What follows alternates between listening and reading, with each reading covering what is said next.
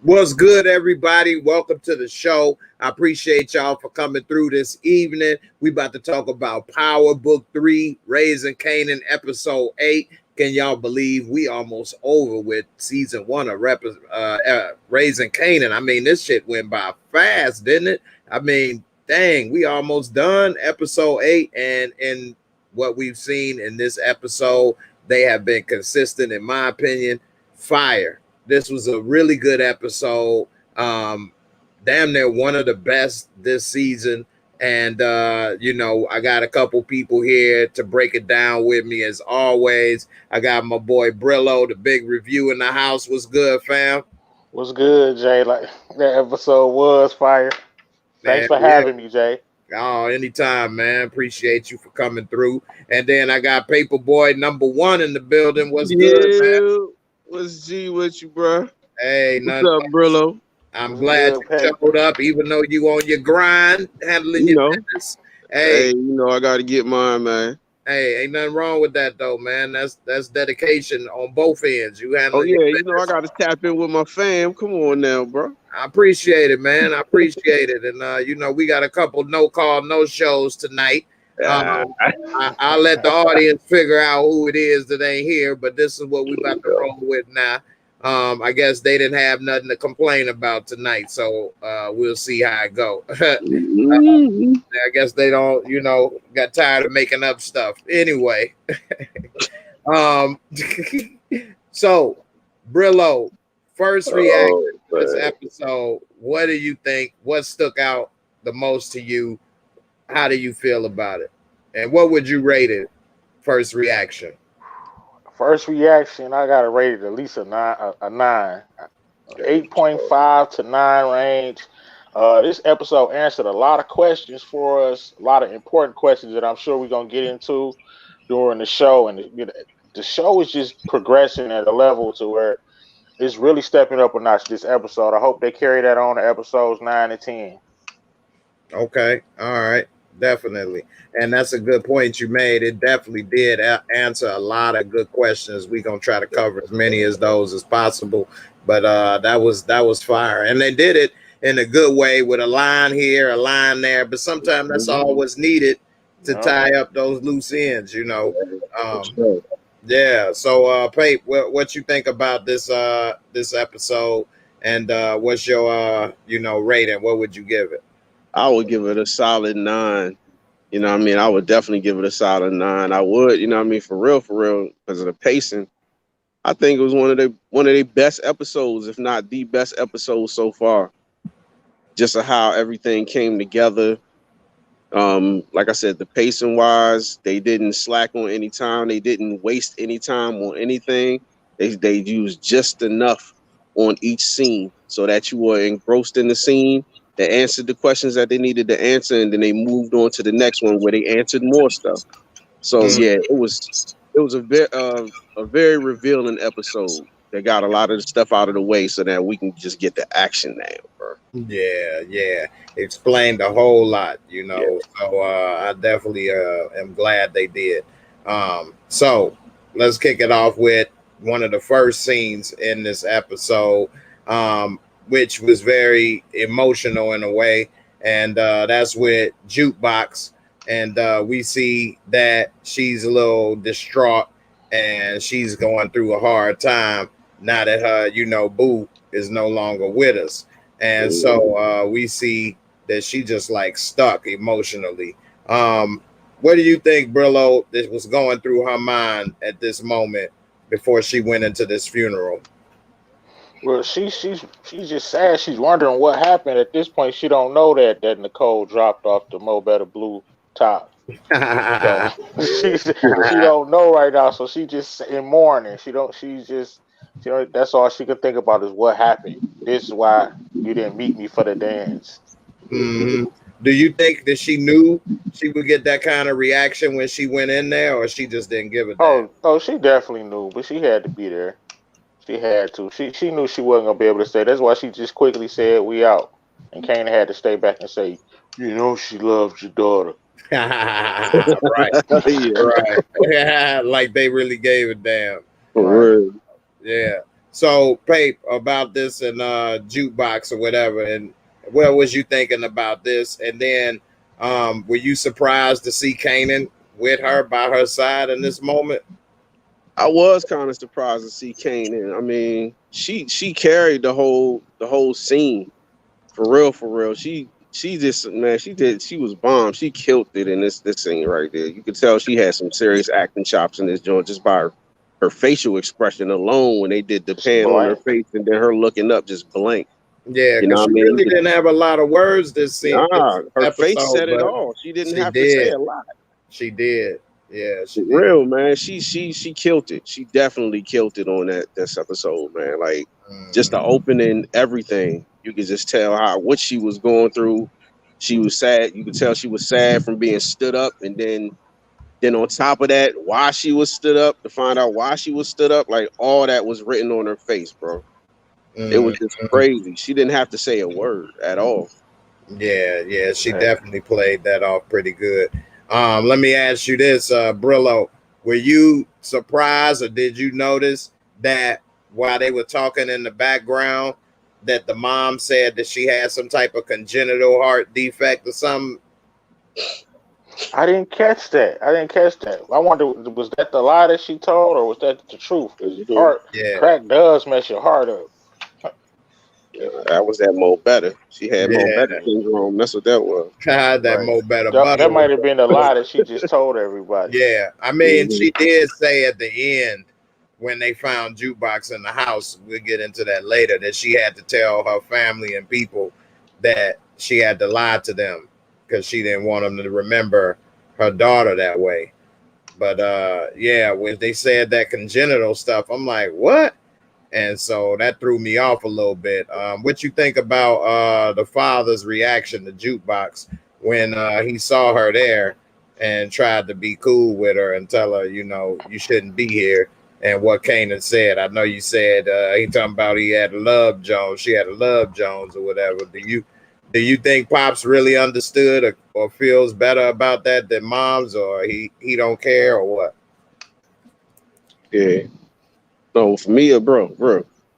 I mean, I think me personally, I think that he's cooler. He was always cooler with it than Mom's was anyway, because he wasn't never tripping when she sat up there and told him, well, she wants me to have sex. She gave me permission to have sex tonight. He was tripping off of that. You Right, know, I right. really think he's not feeling what his wife was saying or anything like that as far as raising her, but he was just falling back and just being dad and letting her run the show, let her be mom, and he just didn't step up and say what he really felt. Because I don't think he really was tripping about it. He was, I mean, you could tell he wasn't really tripping. It was her. He just wanted his daughter to be happy.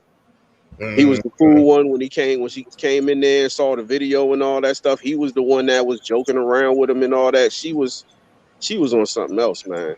Mhm. I could see him leaving her after this. Yeah, yeah, I she could she definitely was see that. something else, right? And it seemed like she kind of wear the pants in the family, so to speak. Yeah, for real. You could tell. Yeah, Right. for real. Facts. Let me ask both of y'all this. Y'all can jump in. What do you think this mom is really gonna try to do with Jukebox? We saw a little later what happened when she was in the house, but do you think she gonna try something other than what we saw, like, or what? She can't. She already gave up the evidence. So she already told everybody that she died of something else. Of course, an autopsy would prove different, but she was already giving up the evidence. And the cops rolled out, but they let her go because of the detective. Right. So Exactly. she Yeah. don't really have anything to go on except for hearsay right now. That's a good point. You Good point. you want to add anything on that, Brillo? I mean, he said it. Her hands basically tied. I think she maybe she'll try to do something, go down to the station or something, and try to get Jukebox jammed up. But like Pape said, they don't really have nothing. Maybe she'll be the person. Maybe she'll tell Marvin or something, some kind of way. I don't know. Yeah, I But mean, she can't really do that legally. no. Yeah.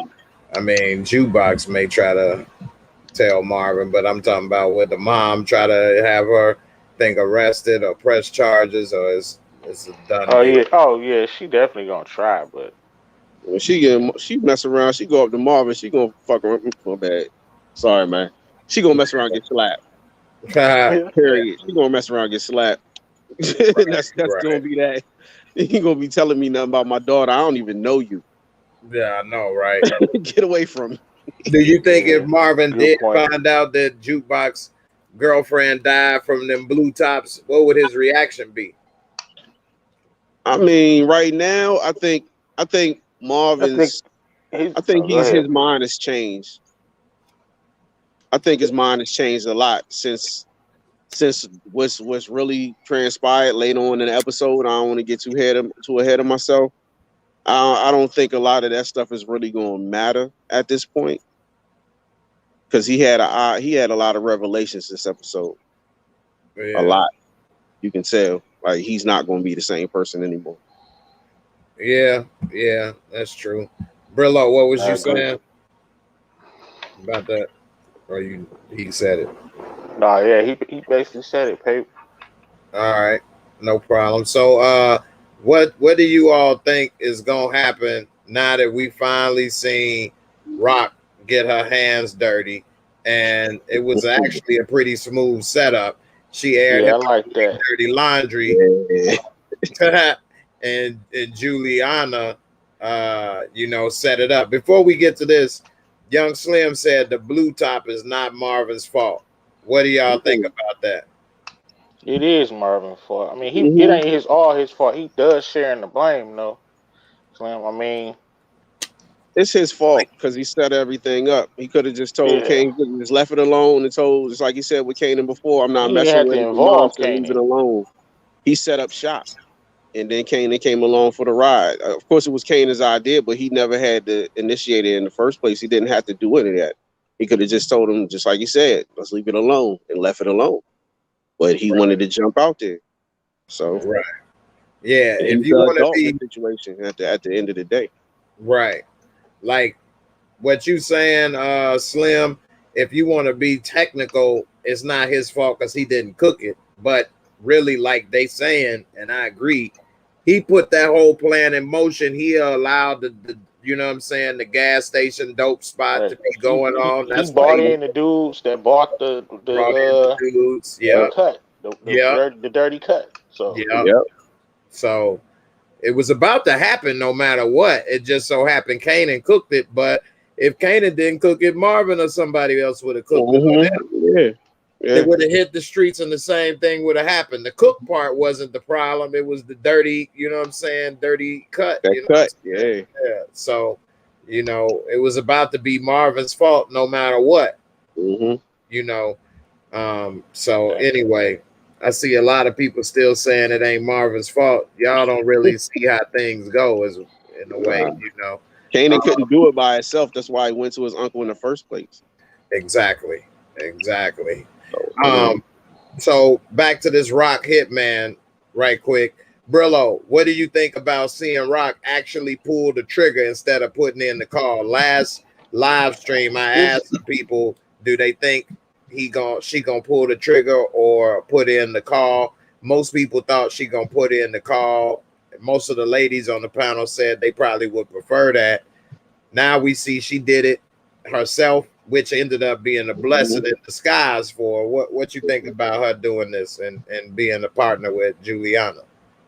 Well, this one had to be personal. She couldn't just call in a hit. Call in somebody to do it. She had to get her hands dirty, so to speak. So she had to pull this off, so that she was the one that pulled the trigger. So that when the Connect found out, when she told him she pulled the trigger, that got the heat off of her. I don't know if I'm going a little too fast, but no, it did in a way, but she didn't know it at the time. But it did help her out in the long run. But but this had to be personal. She, what he was doing to her, the fact that she a woman, Raq had to be the person to do it. Yeah, especially after she bonded, talking about I chose you too. Right. So she wanted to show her, okay, well, I got your back. We a team. You know. So what you think about that, Pape, and also what you think about the setup on how she pulled it off, spilling the coffee on Poppy and this fool, the belt and everything. He tried to pull that was smooth. That was smooth, bro. Straight up. Yeah, that was real nice. She played it right. You know what I mean? I think that's like something that she been wanting to do. It's probably something she's been plotting on for a long time. Like I could kill him this way and that way. He didn't seem nervous or nothing. She pulled that off. You can tell she planned out in her head a million times. Right.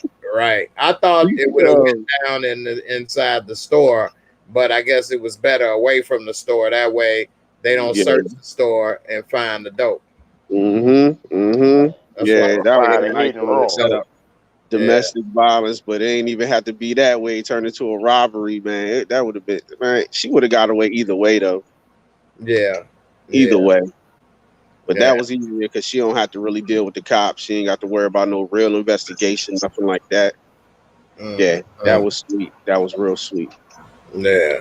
On the side note, I see Key. He watching. He ain't in here. Hold on, my computer is freezing for a second. But he said, "What you mean? Kanan went behind Marvin's back. What the fork are we talking about?" This is the thing you ain't understanding. Put it into play. Marvin. Break it down real simple. Marvin set up the dope spot at the gas station. Kanan couldn't do it by himself. Marvin brought in those dudes to work for him. Those dudes brought in the bad cut. You see what I'm saying? And they were gonna put it in no matter what. They was just waiting for Marvin. Kanan said, "We don't need to wait for Marvin. You know who I am. Let's do it now." So that's the only thing. Yeah, he shouldn't have done that, and that was messed up. That's what he went behind his back. But other than that, I mean, that was about to get put into that work regardless. Yeah. So without Marvin's hands on it, nothing would have ever happened anyway, because it wouldn't have been no people to sell it. They wouldn't have been out there. Right. Kanan wasn't going to be out there by himself. No soldiers to sell it. Marvin put the whole team together, the crew together. Marvin listened to Kanan's idea, but I mean, he put it into play, like everybody said. He was in charge. He was the boss. The boss always get the blame. Who was the boss of that crew? The Van Wyck boys. Marvin. So the boss always gets the blame. Yeah. Like even when your soldiers go rogue, you still get the blame. Even when your soldiers go rogue. One at a time. Go ahead. Go ahead, Pape. What was you saying? Nah, he right. He right. I was just agreeing with him. That's all. Right. Like they didn't even know. They wasn't listening to Kanan. Like, who are you? Right. Like we listen to Marvin. Right. Brillo, you want to add something to that? No, I was just saying, even when your soldiers go rogue, you still get the blame. Marvin was in charge. You put it together. Right. And it wasn't like Marvin said, "Don't put that stuff in my dope." And then Kanan said, "No, you know who I am. We putting it in the dope." Then it's Kanan's fault all the way. Yeah, hell yeah. You know, Marvin never got a chance to really say nothing yet, but when he came, he probably would have did it though. It ain't like, you know, he told them we gonna run a clean operation, this, that, and the other. Like he was already on some sneaky stuff, lying, saying he didn't know nothing about it. So, you know, it is what it is.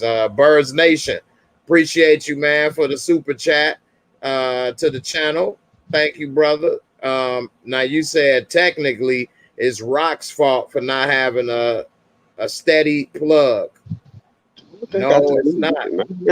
Got nothing to do. Yeah. Marvin didn't set up his own operation because she didn't have a steady plug.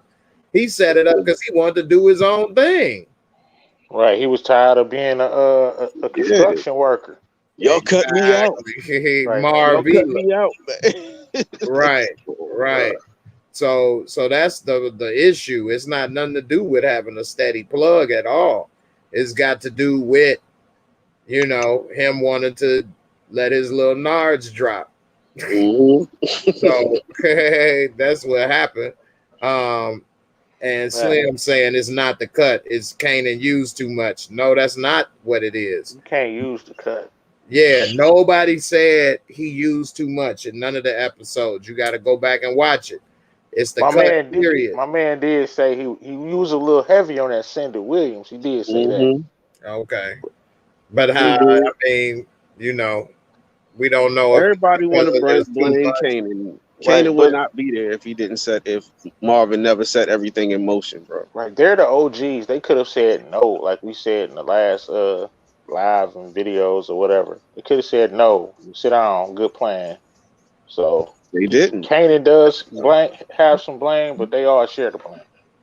Right, right. I think nobody up here is saying none of the blame is for Kanan, but Marvin, like he said, is the boss. Just like football, the quarterback gonna get the blame for the wins and the losses, but quarterback don't play deep. Always. You know what I mean? He can't catch the ball. He don't run the ball. So, you know, they gonna get more to blame. And it's his team. It's Marvin organization. And he did tell Kanan no at first, but then Kanan is in his damn building with them working. So obviously he didn't stick to it. He should have kept his ass out. Yeah, right. Kanan, Marvin was the coach. He did all the recruiting. He set everything in motion. So, the Jerry Jones of the operation. Yeah, bro. Jerry Jones. Yeah. It's on him, man. Yeah. And he did say he put extra that. So Brillo just said that. I missed that part. So appreciate it. For the super chat, I got a video. I made some new videos. Let me see. Did they load up? Damn, they didn't all load up. Hold up.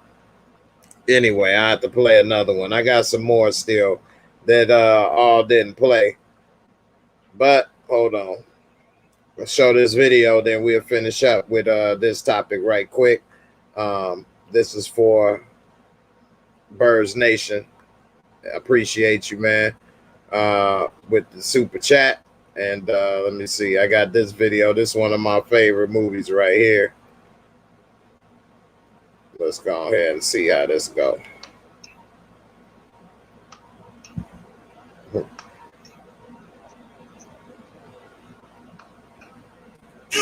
What you doing, Father? Get off the way, man. You look like a bag.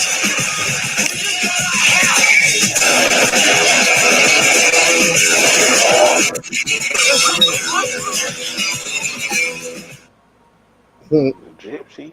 Y'all seen that? Yeah, what you know about that? What you know about that, bro? Snatch was fire, boy. Well, yeah, you know I be on them Guy Ritchie movies, so this must be hard. Yeah, that was dope. Snatch.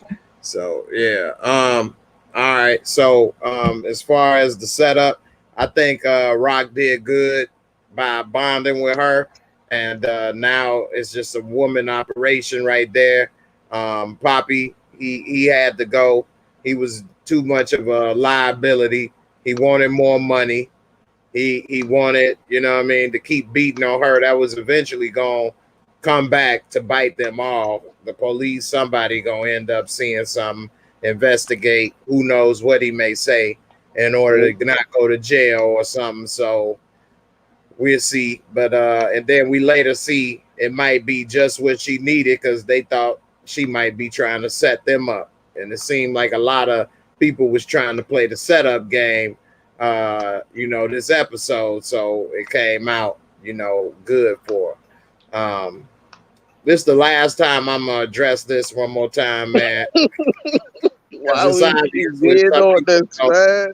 Yeah, it's obvious some people ain't really, you know, dipped their toes in this water before, and that's fine. But dude put everything in motion. He allowed Kanan to be there. He allowed those dudes to work for him. Those dudes brought the stuff. And yeah, we said it's Kanan's fault. If anything, I would say it's 60% Marvin's fault and maybe 40% Kanan's fault. If he didn't allow Kanan in there, then it wouldn't have happened. Or it would have happened if the cut was bad. It would have just, you know, been them, you know, but either way it go, like we say, he the head of that little organization, so he The take Van Wyck responsibility. boys. Yeah. True. So it's definitely part of his umbrella organization. And he was right. Yeah, it is always Marvin's fault because he always messing up. Right. That is. Always. They did say that. So you can't just let him get away for stuff all the time, like because he didn't directly do it. So anyway, here's the next little thing right quick. So we see that after Poppy got popped, we see that they starting to do the little investigation, and they starting to find fiends everywhere dead. So where do you think this was gonna go?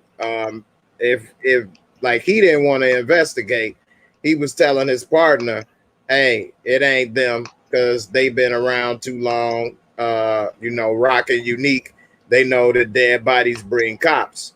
So I mean, if it wasn't for the partner pushing the agenda, what do you think they would have cared, or you think this didn't matter, or what do you think was behind his thinking, seeing all these dead fiends? I mean, if he wasn't about to die, what would he do? Paperboy, go on and kick it off. What you think with Howard in this?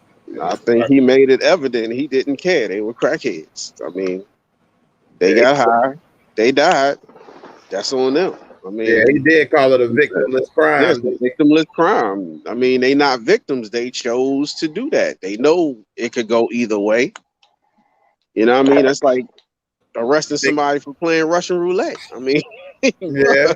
You think he sounded like one of our little compatriots, Larry, a little bit with that, not really caring, saying it's on them or whatever. I mean, in this sense, it's different because it is on them. I mean, and anybody that's doing drugs it's on them. You know what I mean? It's no other way to cut it. You chose to do that. You know it could go either way. You know you could die over this. You could OD. You could do a lot of stuff, and you still choosing to do it. I mean, it's on you. It's the same as somebody choosing to drive after they drink. Yeah. Whatever happens, happens. It's your decision. You know what I mean? You made that choice.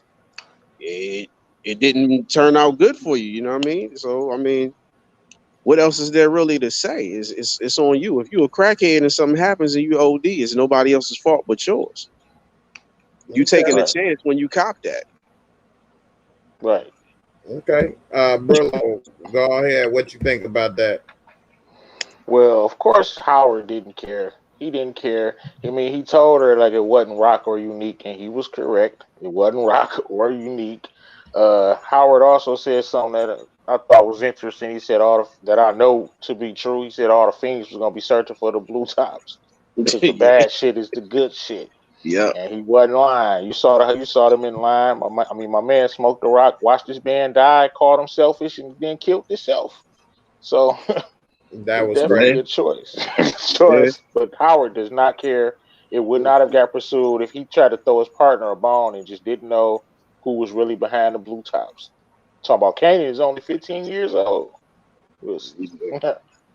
He's trying to put it away anyway because he's playing both sides. He don't really care.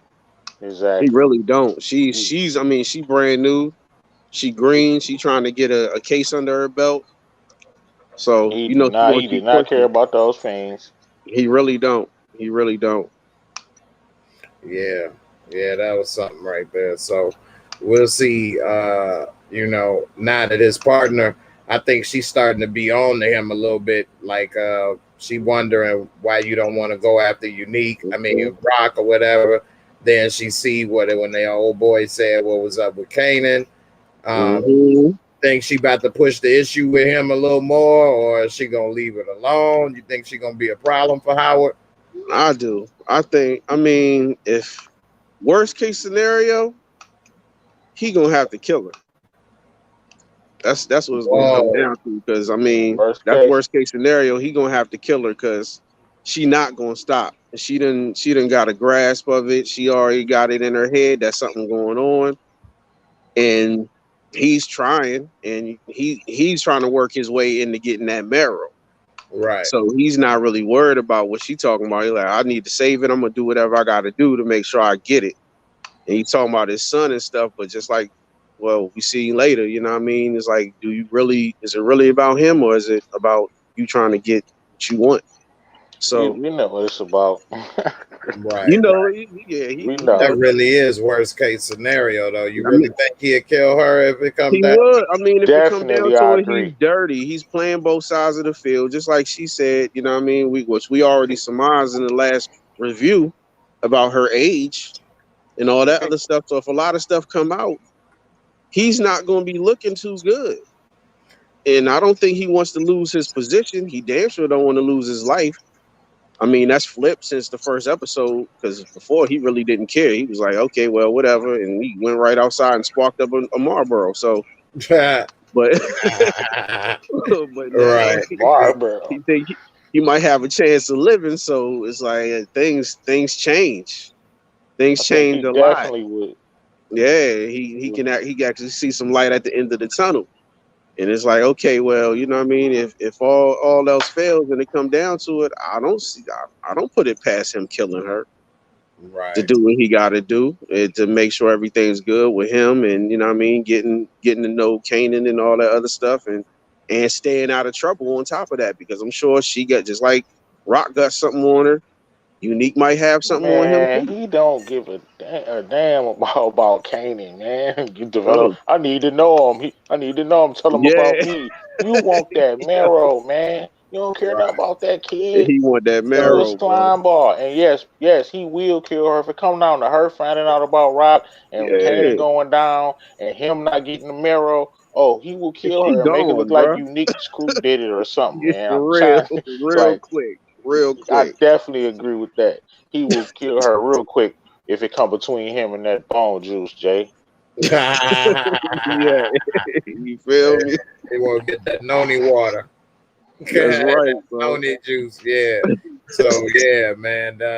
Damn, I didn't think about that aspect of it, but I guess probably he would, and just make it look like it was some criminal or something did it or something. So, damn, she better be cool. She don't know what she doing, boy. Yeah, bro. So yeah. Jazzy Jeff said all he care about is getting that bone marrow right now. Yeah. That's Facts. all that's on his mind. So yeah. We'll see. What is somebody saying? I see somebody said something, block a pad. What? All right, I don't know. Somebody, pretty girl loves the trap, said, was Raq asking Lou to kill the detective when Lou was home and pin it on Unique with his jacket? 2 birds, 1 stone. She Brillo, told him what to do you think? something. I don't know. That's too hard to tell. That's an interesting theory though. But I mean, he took the jacket for some reason, and she told him to do something. And she did just get jammed up by Howard. But to kill Howard would be a bold move. I just need to see more. So I would say no. Okay. Paper boy, what you think? You think Raq was asking Lou to kill the detective? Which detective? I think she's talking about Howard. Okay. I don't think so, because it will be too many answers. I mean, too many questions. You know what I mean? That's too many threads you still got to pull at. You don't know everything that he knows. You only know some of it. Nah, because then she told the Canoe Connect that he was working for her. So now she can't kill him. He already watching her. Yeah. He didn't. Now she didn't lie to the Connect, and now she dead. Can't lie to them. Now, I think Lou had his own plans on how to get rid of Unique. So I think that's what it was. But we gonna find out that later. We'll see what's going on with that. But I know he got some plans. We already saw in this episode. We don't know what the Lou is not for. he's not just a gopher. Hold up, bro. Yeah. Go ahead, finish what you were saying. Like, he not just a gopher. He knows some stuff, and he's been planning and he's been plotting. So he knows something. He's got some stuff in motion right now. Okay, Brillo, what you think this jacket was about? Why he take that jacket? Some type of setup. I think they might be trying to set Unique up for um maybe the blue tops. I don't know, but some type of way to get the jam Unique up, of course. Okay, Pape, what you think? We gonna get to it later, but they asked about it. So, what you think that jacket was about? Just a little quick thought on that. I don't know, man. I don't know. I know it got something to do with setting him up. I don't know how they gonna set him up or how he's gonna do it. Maybe he was thinking about killing somebody and then just leaving it at the scene or something like that. I don't know, but he got some plans for it. He obviously, like I said, he's not just a gopher. He got his own brain. He got his own mind, as we seen this episode with him making the move that he made. So he's setting it up right. Yeah, when I was watching it, just off of quick thoughts, I didn't think that Raq told him to do that. I think he was doing that on his own. So, yeah, you know, that was another interesting point. Like, I don't know why he did it. I got a couple theories. I'll get to that hopefully tonight if we got time. If not, definitely get to it on Sunday. Yeah, I think it is something to do with a setup, you know, like you said, one way or another. So we'll see what he do with that. Now, as far as, let's see, I got another point we could break down right quick. So we saw that after that stuff went down, they was having a little, you know, powwow or whatever with, you know, Unique and his boy. And they was talking about what's going on with the blue tops. And he was saying that he thinks that Raq is setting them up. He said her stink all over it. And his boy said, nah, that ain't her. I'm hearing something different. And again, it just shows that we know somebody thinks that Unique is much smarter than Raq. But this show right here that he is a very reactionary dude, which is what I've said. Yeah, he's not a thinker. He's a reactor. And this so, so I did not, yeah, so we see that his boy told him that, and he wanted to take it out on his boy for saying that. Brillo, what you think about this dude right here, not realizing and listening to his people when they said it ain't Raq, and you think he gonna make another bad move based off of this and his thoughts? It was just a bad look and a bad move for Unique. First of all, you're not listening to your lieutenants. They the ones in the streets bleeding the block while you getting fresh, you know, every day getting your line up right, getting different, unique, and getting tailored and stuff. They're the ones on the block. You're not even listening to them. Your man is telling you good information, and you're not even listening to him.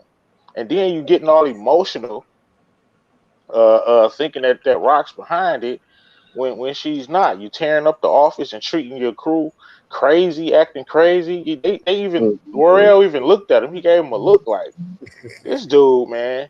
That's right. I sensed a little I saw that, I caught that look. No, I don't think he's smoking. I just think he's not as smart as some people think he is at all. Right. Like you said, he's reactionary, and I just didn't like the way he treated his crew. Like he don't give him no respect. You think Raq is hard on her little crew? This dude don't give his crew no respect. Talk to them like they little kids. Come and clean this mess up. Like, what? I couldn't even work for you, buddy. Couldn't do it. Right. You don't know what the hell he been and killed your ass. First of all, I'm not cleaning up the room after you done messed it up. My guy, like you in charge, but I'm a man. What are you talking about? Right. Who the hell gonna clean up this? Yeah, that was a bad look for Nick, man. Right. Babe, what's up? What you think about how he handling this information and basically handling the fact that he's just too reactionary. He's not a thinker, and he's not trusting his intel. And how is this going to play out for him in the long run, in your opinion? It's not going to be good. I've been saying this from day one, bro. Just like Brillo said, he doesn't listen to the people that he's supposed to listen to. Why you hire these people if you're not going to take their information seriously? Right. You know what I mean? And they out there doing all the work. Say again for those that didn't hear. what you said about why he messed up from the jump on how he perceiving Raq and their relationship. Because he's been a bully since day one. You know what I mean? He's been bullying her. He's took the bully route. I'm gonna make her do what I want to, get off of these blocks, or I'm gonna make it hot for you. You know what I mean? Shooting up outside of the diner, which we already know is, they said, the DMZ. You know what I mean? What So about the yeah, you this said is about supposed the to be a safe zone. underestimated, and he think he won? He already, yeah, he do think he won. He thinks he's won from day one. You know what I mean? He's always played it like I'm winning. I'm always winning. I'm up. I ain't got to worry about her. And because that he thinks that he's won, he already lost. He been lost.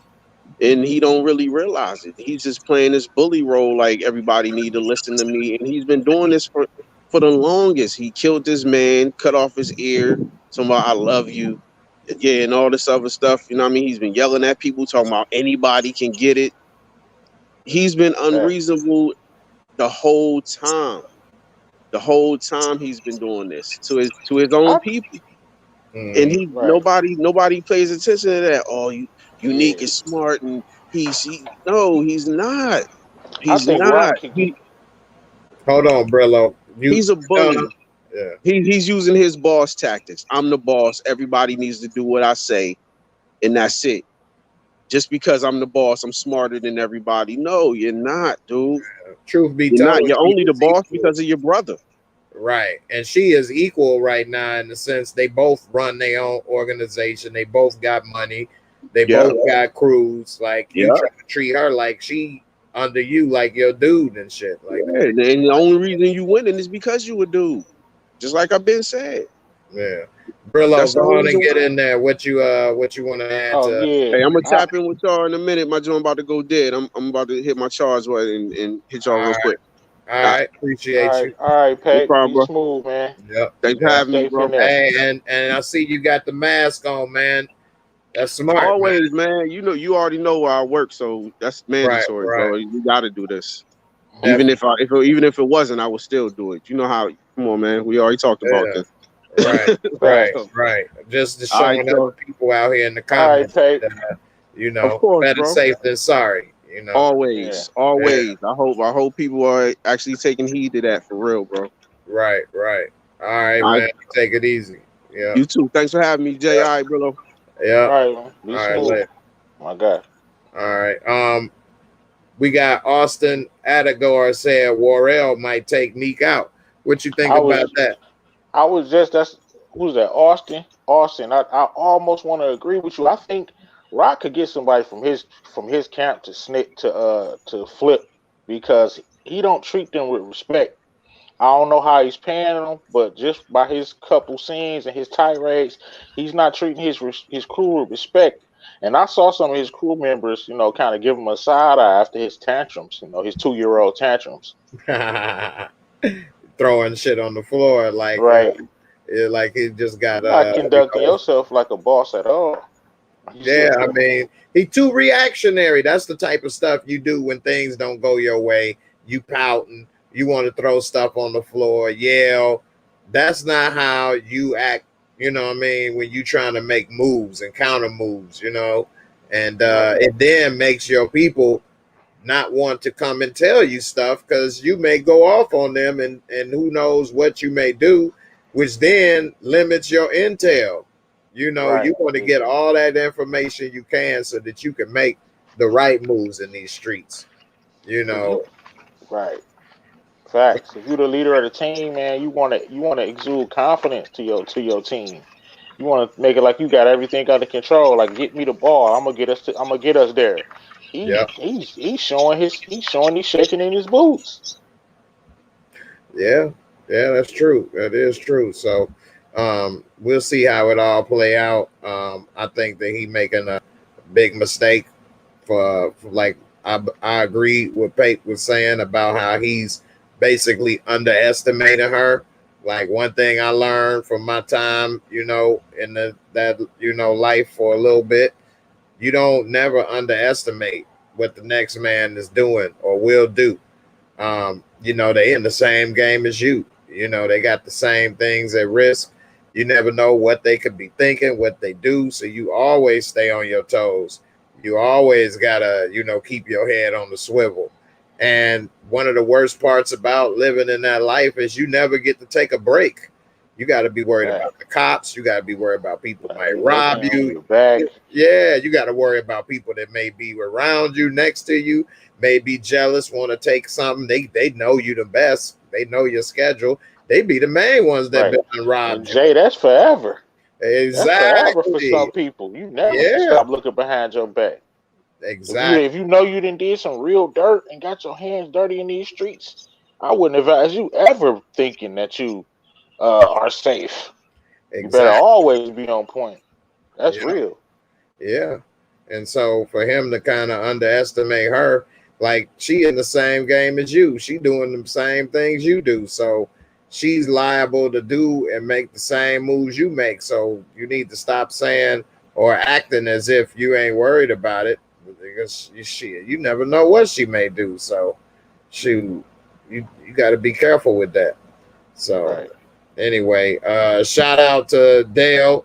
You say, I think Unique Crew split will mirror drug crew members joining the Crips Bloods in the 90s, NYC. You say, I think Unique Crew split will mirror. Okay. Did Unique Crew split up? I think he's saying that they are going to split up. That's his prediction. And it's going to be like the New York split, something that happened. Okay. All right. That I could possibly see that, especially if he gets killed, it could leave a power vacuum, and it's always somebody that want to fight for control and have that top spot, get that money, whatever the case may be. So that definitely could go wrong, and they definitely should, that's something that's possible. So I could see that. I got a video for you right here. Let me get it all ready. Unique a baby in this game, and he only in his 20s, at the oldest 25. And let's see what these babies in the game is doing. You're trying to be hard.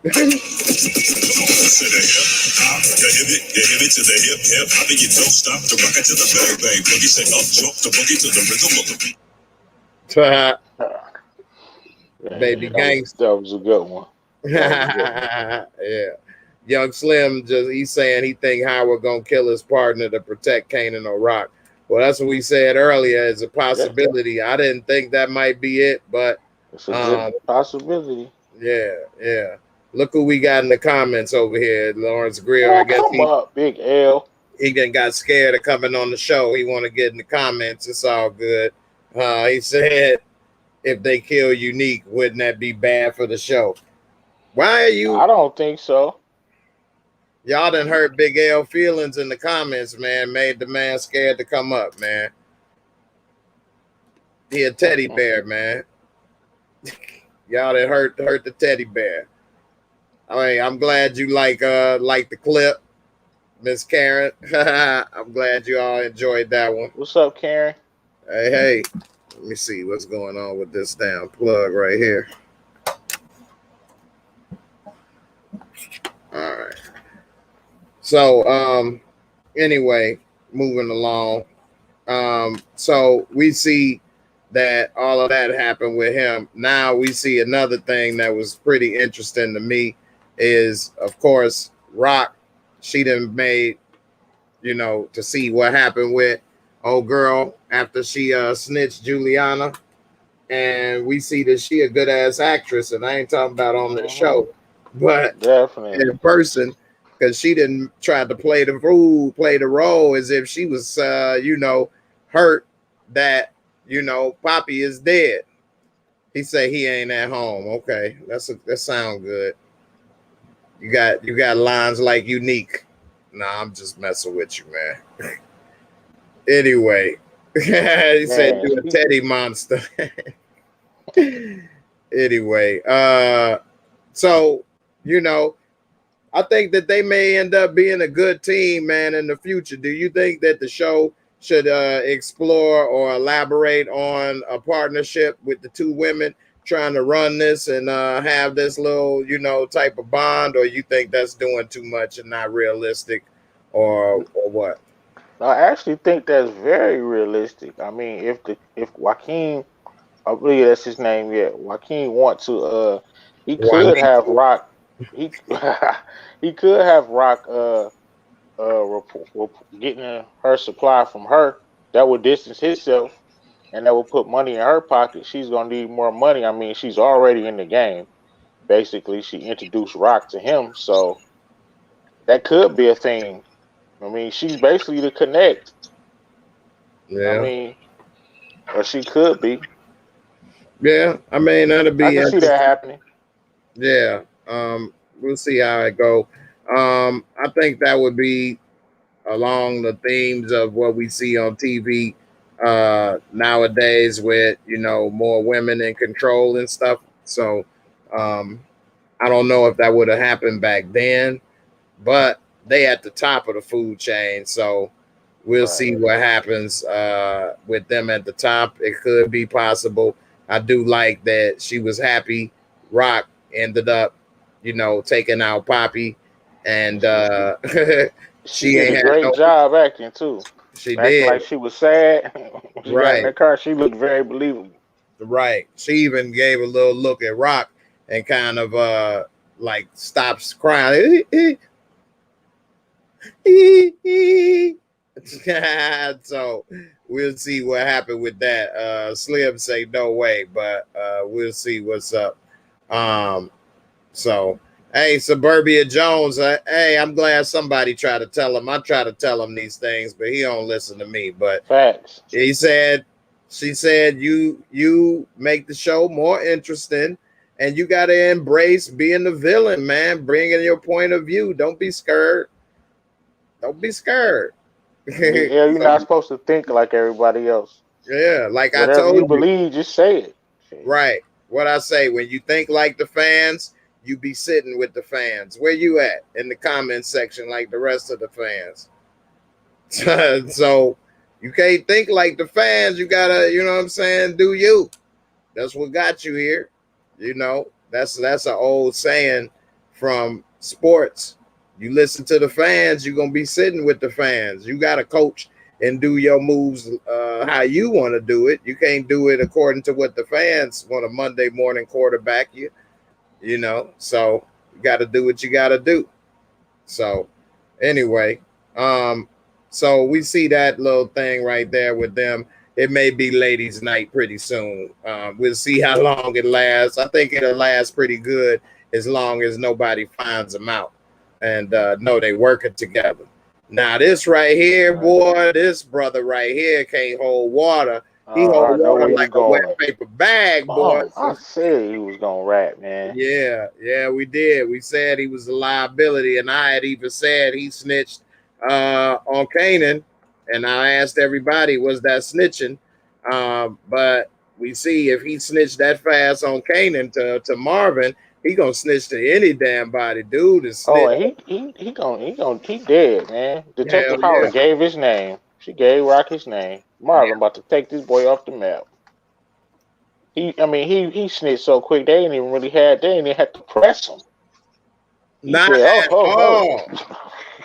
Not at all. They just had to walk him to the car and he was snitching. They just threw the cuffs on. They ain't even had to press him. No pressure. He couldn't even do a day in the county or nothing. Nothing. He couldn't even get in the back seat of the car. Like, he couldn't even call. You could have maybe called Marvin. He might could have got you out.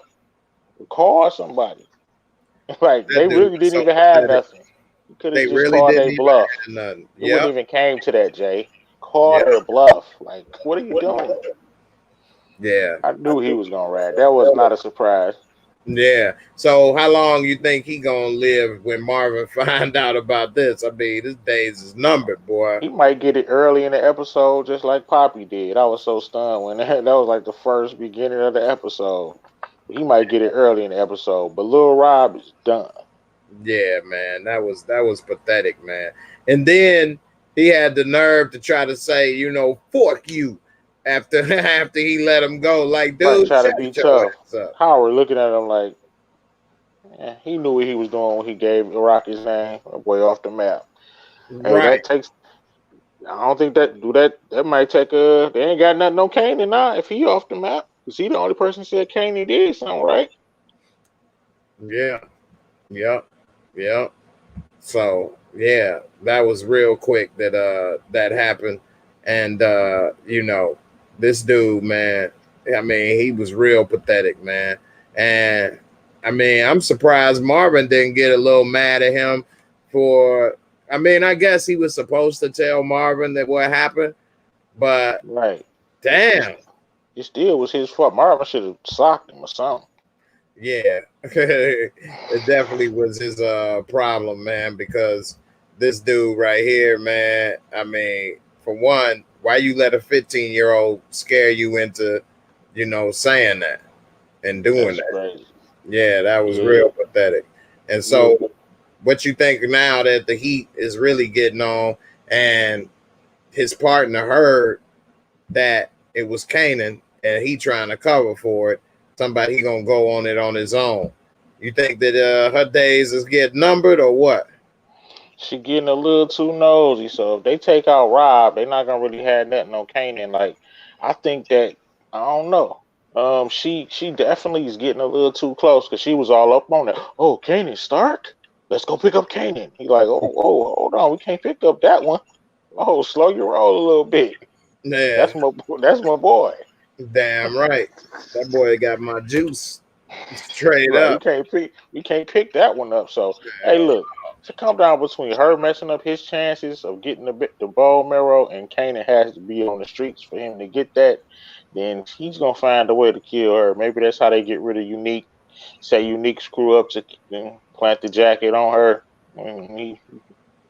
Yeah, I mean that's one way. I mean that's Um, far fetched, but you see what I'm saying.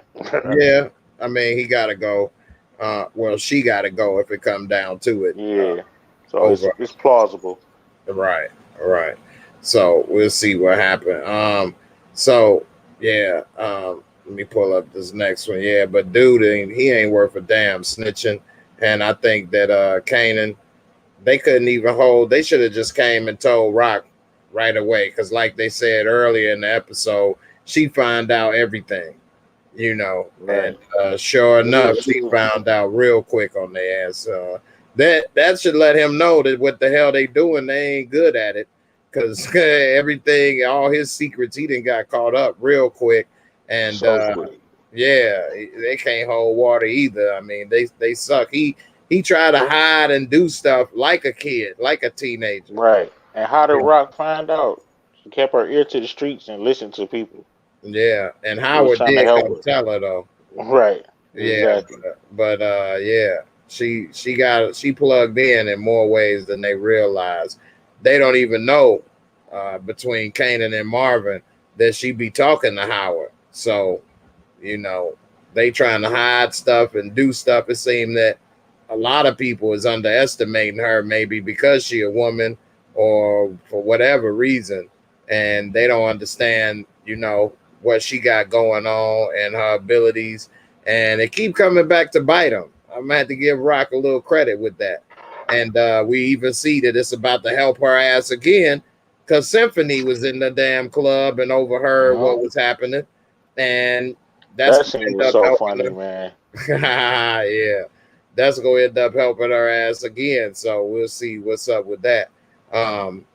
So anyway, um, as far as they organization, man, Raq, she way smarter than Unique, and she got her ear to the streets and everything better. I Uh, agree. yeah. Now, what you think about Lulu finally coming correct and getting some paperwork to put on that money and coming at Crown? Crown thought he was just, you know, getting bills paid for free and getting his high on, not realizing Lulu ain't no dumbass and you about to sign over half of this or that's your ass. Man, I was so glad that they gave us this scene for all the people who saying Lulu stupid. He was just paying for stuff. He don't even own nothing. It was part of the plan. Yep. Okay, it was part of the plan. He Yeah. had to lay that groundwork first. He the reason they got the showcase. He put his niece on the track. He's the reason everybody is there and everything is getting paid. And I'm just happy that they gave us this to show us that he is a mastermind. He is smart. This was part of the plan. So for everybody who was dogging him out for paying for that stuff, what now? He's a 50% owner of a label. What now? Was it worth it now? Yeah.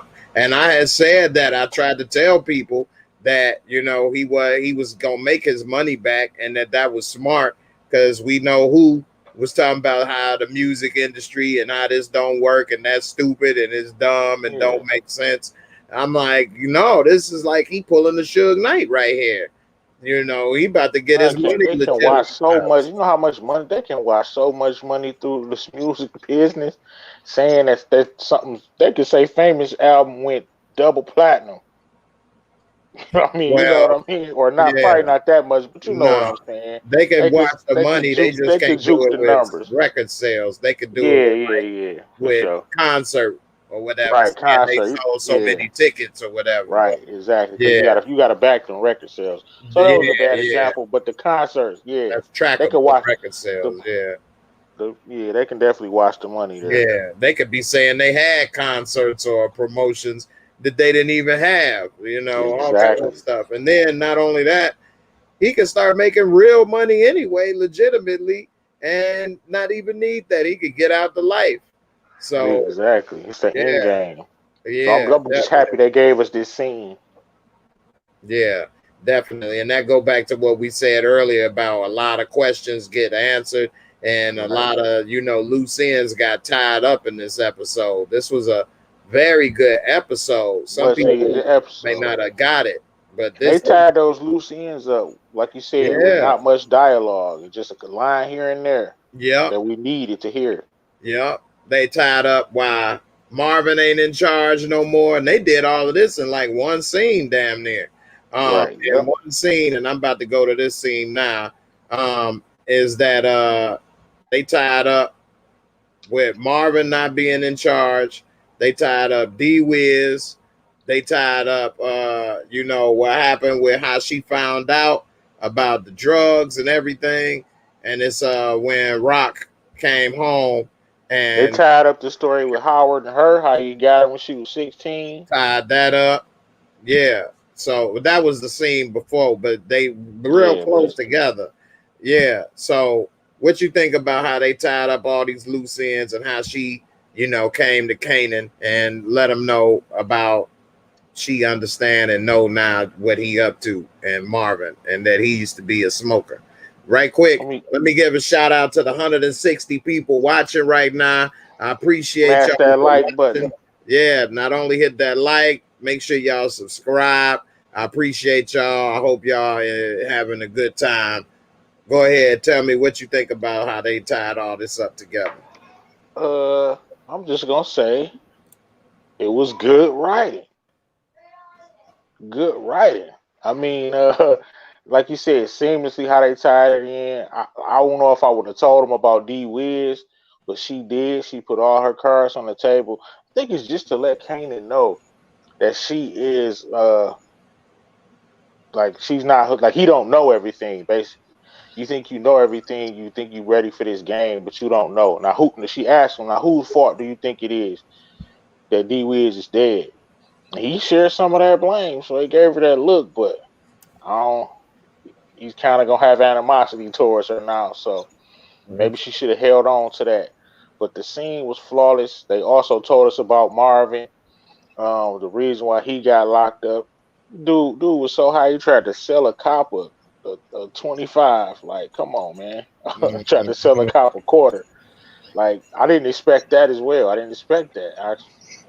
I didn't see that coming, and I like that. Yeah, definitely. And you know, I like how they tied it all together. We got the resident villain of the show in the building.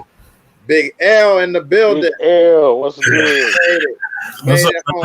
I had to run home, take that shirt off real quick. Woof. You know what I'm saying? Like, you had to change in the booth like Superman, man. Appreciate it. Man. What's up? All right. What's up? I'm glad you made it right on time. We finally see she told him about D-Wiz. Cheese Wiz then got perfect timing, L. Perfect timing. and he got melted by me.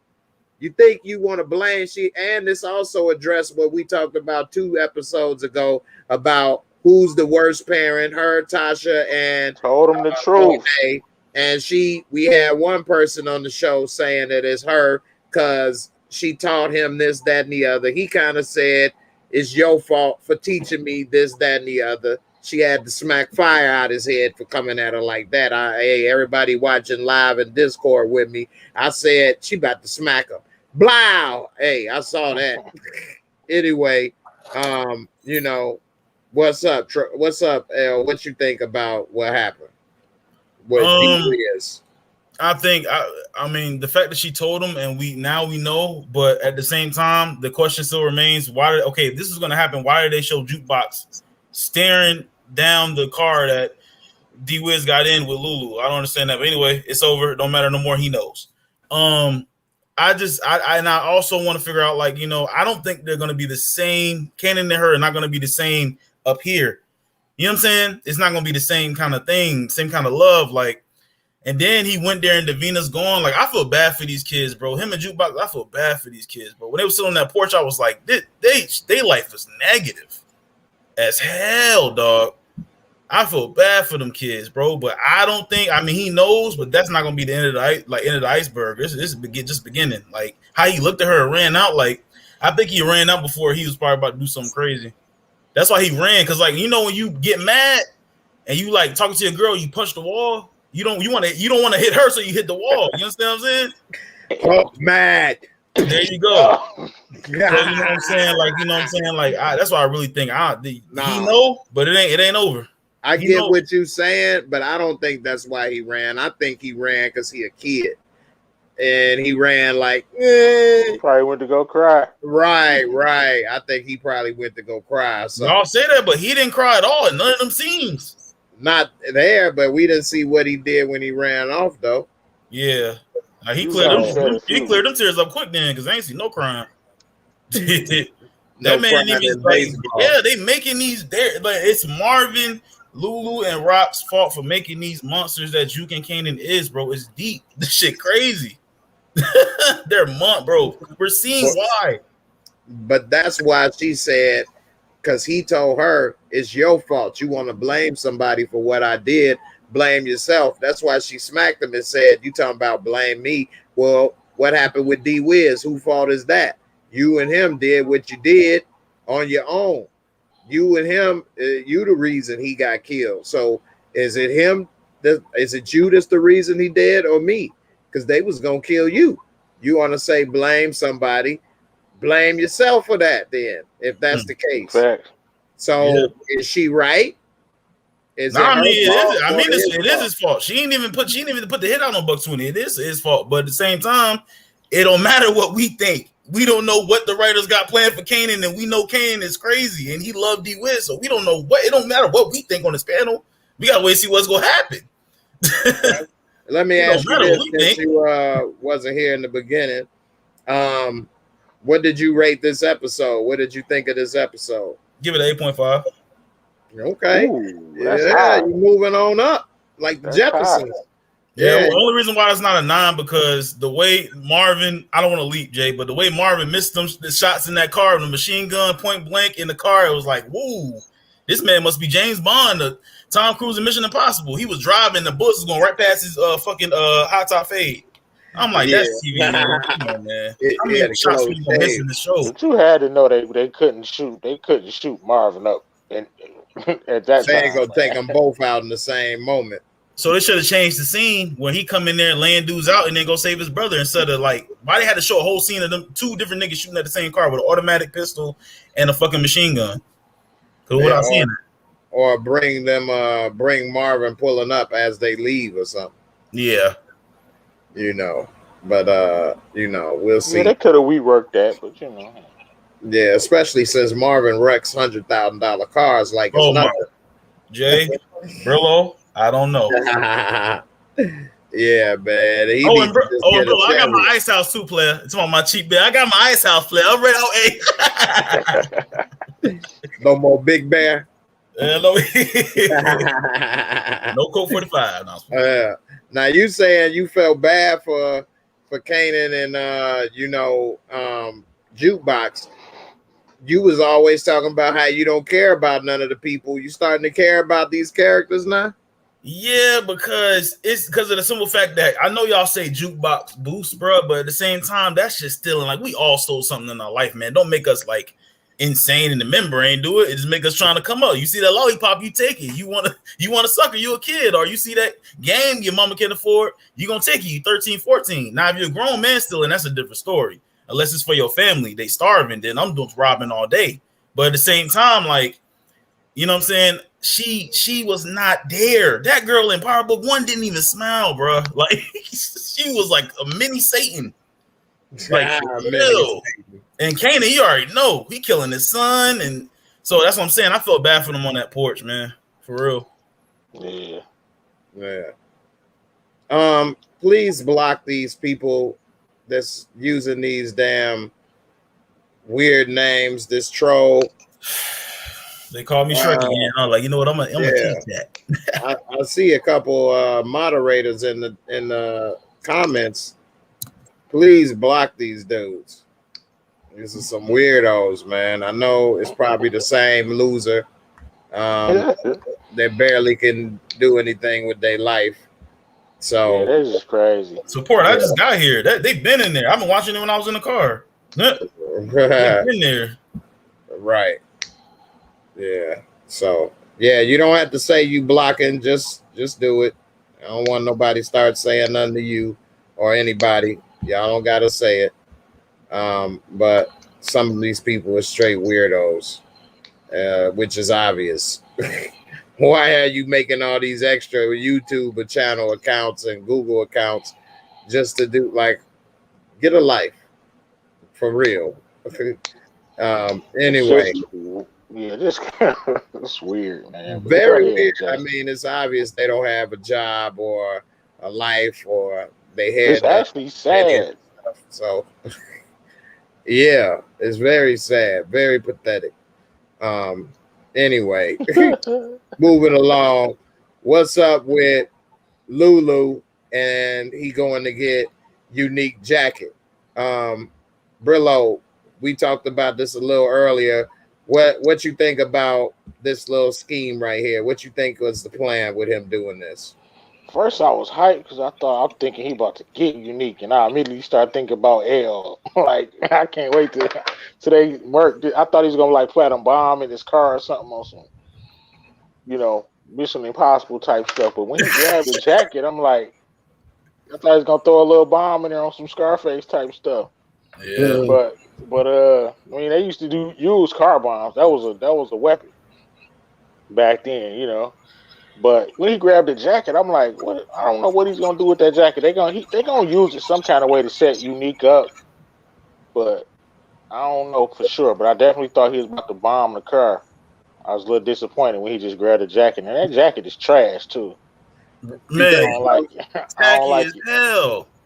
I like the jacket. I ain't gonna lie, but I like it from thinking of that time period. Back then that's Gucci on the sleeves. Yeah. That just turned it up a little bit. Yeah, it's Gucci. Ain't no Poochie. That's Gucci. Right. I ain't see the Gucci sleeves at first. Up close, it look a little better. Yeah, I should have known. It was unique. That's what he do. Get fresh with the tailor. Hey, for real, that's Dapper Dan hooking it up right there. So Big L, what you think is going on with this jacket? What is Marvin trying to do? Why he ain't just taking out Lulu? Why he trying to get his jacket? What was the plan with this? You think he was set up? What? I mean, the reason why, we don't know.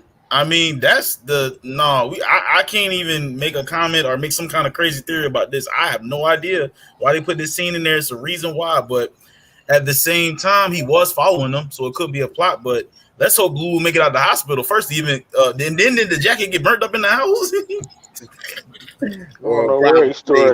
I'm talking about at this moment. Where was he probably thinking? Yeah, I have no idea, Jay. I can't even come. I have no idea. I don't know. Like, that was weird. That was a weird scene That was a weird scene to put right there. I'm like, They're gonna put some blue tops in there.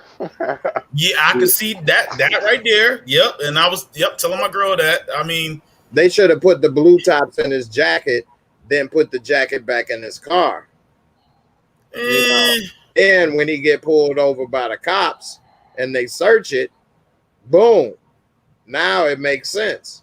If you take the jacket with you, that means you got to try to break back in to put the jacket back in, unless you leave his jacket at a crime scene. But that probably wouldn't make sense, because what, he gonna kill somebody and take off a jacket with his name on it and leave it there? I always leave a calling card of mine, you know. Yeah, but at the same time, when I first saw this scene, I was like, is he just gonna take it and then brag about it and about having it? Or I was like, nah, But I was like, I mean, the writing's been okay, so I don't know, but who knows, man. I have no answers for this, guys. I have no answers. Oh my God, they're gonna tell us why. They're gonna tell us why. Yeah, because hopefully, you know, we're gonna leave that. The writing has been fantastic, by the way, Big L. Fantastic. I'm not doing that till we get there. Okay, let's wait. Right? We there. You brought it up. Oh, I can talk about Raq? No, you say the writing is okay. So that's why you gonna say it was okay. Well, what was okay about it? What was the problem? No, it was okay. I'm not saying it's bad or good. I said it's okay. It's getting through. It's getting by. But I'm saying that we better see a reason for this damn jacket. And I think we are, because he was following him again. Like, I don't know why Lulu commits to doing things like, what is he, with no order? And then let's move forward, Jay. I'm sorry. Let's move. I can't, because this scene is just like, I don't understand this scene. I'm trying to relax. I don't get it. I have no questions for this scene. I don't know for this scene. I don't have no answers. They're gonna use the jacket to jam them up, man. Yeah, but I can't even say nothing else because Jada Soapy don't jump forward. I don't get it. I ain't just tell you jump forward. I ain't said nothing. What you talking about? No, I'm just saying that, you know, like it's dude, like what the hell, bro? You know what I'm saying? Like I don't know, dog. Like, we see that he's in the hospital now, so I mean, we don't even know if he was in the hospital. We don't even know if he's dead. So I mean, I have no clue. You understand what I'm saying? It doesn't make any sense. I don't know. All right, we got that girl. Thanks for the support to the channel. I appreciate, you know, the support. I got a video for you. And hold on. Yeah, somebody isn't making support game. I mean, this weirdo is trying to use other people's names. I thought it was support game, and I was like, damn, dog. What? I did something already? No, that ain't support gaming. Okay. Support I gaming. I guess this part of the game, Jay. Trolls. Yeah, it is. It's crazy. I mean, it's the same. It's only one troll though, and it's the same troll. I'm pretty sure that you know, we've been dealing with before. So I think it's about time that, you know, take the next step on that troll. This is just, anyway, time to move on from that weirdo. That person got issues, and this ain't the place to get them the help. They need to go and get some serious help, and I really hope they find it, man, because boy, they got an issue big time. So anyway, hold on. Let's see. Let me play this video right quick. And let's see. Zimmerman, can we ask you some questions? Well, in that case, How many people that have you saved? Never mind. Does your thing really stand for hope? yes, it does. Did you ever fight a hippo? No, that's not hippos have a Superman. Need that Superman help up in here. So yeah. Give her ass a wedgie. Trolls mean you big time. Somebody else might be, you know, enjoying it a little too much, man. Ooh, wait. Yeah. Paper Boy, he said maybe they'll use the jacket to frame him for the building inspector's murder. Okay. But okay. Nah. That's one way to think about it. I know that they're gonna probably use it somehow to frame him. I think if they would have put a blue top in his coat and then put the coat back in the car, would have probably been the best. All this other stuff, why would you leave that type of expensive coat with your name on it in any crime scene? You know, is all I'm saying. Especially when all the cops and people know who you are. So if that's what they do, then that's gonna be a bad writing right there, I think, to do that. So we didn't even get no info on Scrappy at all in this whole episode. Like, where's we're gonna get him maybe a 9 or 10, but they did not need Scrappy. They ain't need Scrappy. He recovering. We don't need no info. We need to see him in the hospital looking weak. He gonna roll in there. He gonna be like, "Hey, I know a plan to get unique." Go to Black Marvel. Yeah, I don't think we needed to hear from Scrappy. I think, like I said when we was talking about it, it's done with Scrappy. Like, what does he have to contribute right now? So why didn't they just kill his character off, Jay? Like, show them at Scrappy funeral or something. I don't get it. I thought they should have killed him off, man. I mean, everybody know he a Benedict Arnold turncoat, and what, you know what I mean? What does he got to offer? He got one damn liver, one eye, one bad kidney. You mean? I mean, he gonna get back out here. He gonna get back out here with an eye patch on. He a soldier. Oh, Slick put an eye patch on and get back out here on the ground. Nah, I feel you, Brillo. We all love Scrap for sure. I love that nigga, man. Don't talk shit about Scrap. Scrap is down. Like, Scrap is he's down. loyal. That's what they know about him. He is a Raquel Thomas soldier to the end. Wait, hold. I disagree. Go ahead. I disagree with you. Nah.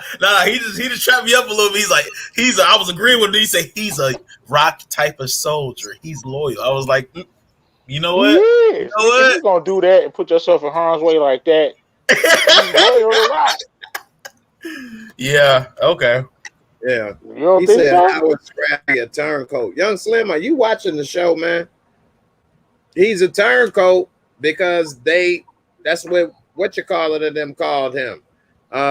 Unique, because he tried to pretend to be a turncoat on Rock to work with Unique, you know, and he was backstabbing Unique. I mean, he didn't owe Unique any loyalty, but they called him a turncoat. Unique called him a turncoat. But do you guys think that Rock forced him to do that? In a way, forced a man to do nothing, bro. He didn't have a choice, so I mean, I don't think he had a choice. I mean, in the end, he didn't actually turn on Rock, but I don't think he had a choice. I mean, if he would have told her no, what's she gonna say? Oh, okay. Wow. Good point. Or he would have got fired.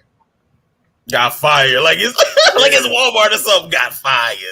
Right. Jay, he would have got no deal. She would have fired him, all right. Right. Marvin, go put him in the wall or something. Exactly. So definitely. Marissa, what's up? Hey. What's up, Marissa? How you doing? What's up? What's up? So what was your thoughts on this episode? I give it a 10. A 10? Yeah. All right. What did you like about this episode? I liked everything, especially when they shut up the house and put gasoline in it. I know it's like, but I liked that scene. Even though I don't want Lulu to die, but I thought it was, some gangster shit. Okay. All right. Let me play this video right quick for Paperboy's contribution, man. I appreciate you, fam. And then we get on to this next little part right quick. Let's see what we got here. What, Jay? What the hell? Had to get my workout on, man.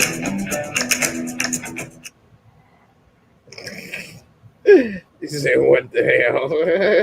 Crazy, bro. Got to keep it interesting, man. Yeah. Well, Slim, he wasn't actually a turncoat, but that's what Unique called him.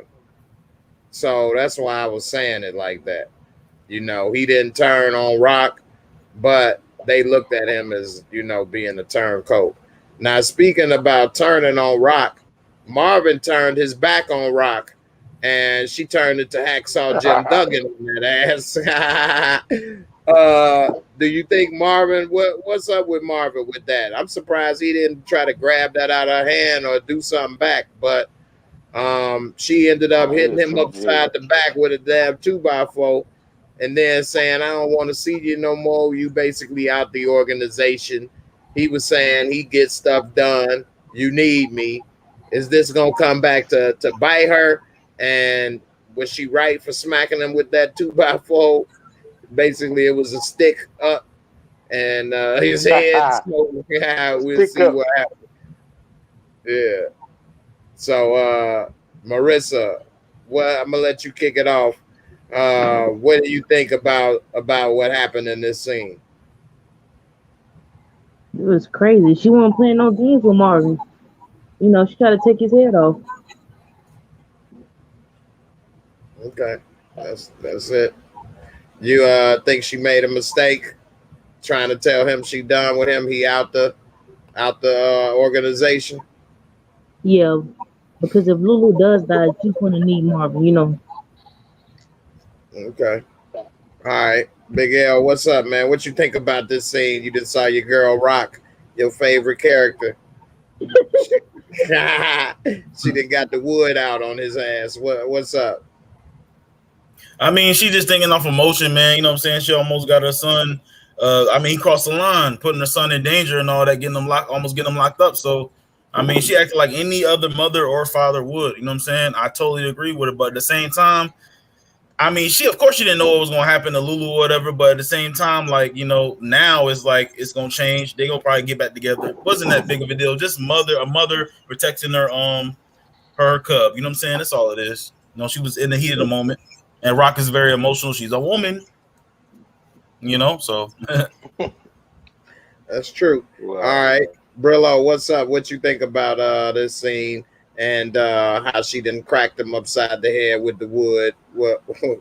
What's up? You think she overreacted or what? Nah, she reacted in kindly. I mean, she just hit him a couple times with the 2x4. And he didn't like Hacksaw Jim Duggan. You know, I keep the wrestling tease. But yeah, I mean, like Elle said, just treating him just like a mother would. And you know how many times she didn't, as far as him getting kicked out, you know how many times she didn't probably kick this man out the organization for doing something dumb. Right. Like, that's her brother. Like, you saw he got a little sad. It was kind of a emotional scene because he like, I could do better. She like, I don't ever want to see you again. And then they got to lock right back in because something happened. Who comes to save the day? Marvin. Even though he mess up, he still come through in the clutch, man. I swear he can hit that corner 3 for you. Catching the ball, man. He come through for you in the clutch. Right. Domio said, what was worse, the 2x4 or Ghost mushing Tasha? Come on. 2x4 was hilarious, the bro. 2x4, man. I think she caught him off guard. Was worse. Yeah. What was even more G is how he didn't react to it, because that's his sister still. And she a woman.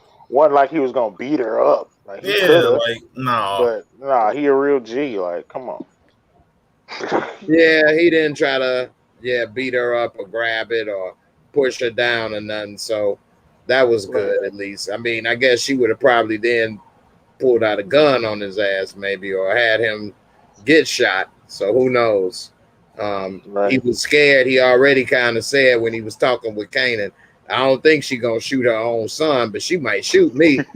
Thanks. Yeah. Do y'all think she'll shoot him? Marissa, you think she'll shoot Marvin if it come down to it over some of this organization business? She already hit him with a 2x4, so I'm sure shooting won't be nothing. So. Well, I mean, he lived with a 2x4 bullet. It's over. If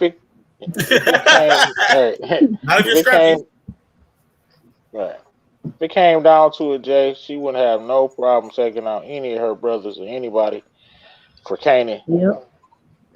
Big L Pape said, soon as he thought you was coming around, you went to the woman thing. So do you think if she was a man in this role, that it wouldn't have been no different with the brother and cracked him? Hell no, they would have been fighting. Okay. Would have been fighting. Yo, hell no. Like if it was Lulu, they would have been boxing on the ground, scuffling. Like, but that's a girl. That's a sister. Like, it's a girl, bro. We're not gonna hit a girl. What the hell? No. You know, he took it like what, you know what I'm saying? He knew he was wrong. Because I think him and Kanan, I was about to say 50. Him and Kanan had both shares in this, and it happened. They made a mistake. And people died. So it's both their faults. It's nobody fault over nobody else. It was both their fault. So he knew he was wrong, and he was like, "Oh my God, you found out!" And then that's a girl. That's how it happened. That's why it happened like that. Okay. Yeah. Okay. So yeah, if it would have just like when it was him and Lulu, they went to blows, but they didn't try to stab and shoot each other. No, hell no. Yeah, like Slim say, brothers and sisters fight, but they ain't gonna try to kill each other. So. But this is business. This was a business fight, so you know, we'll see. Man, this is some straight weird stuff, man. This person's something else up in here. Anyway, so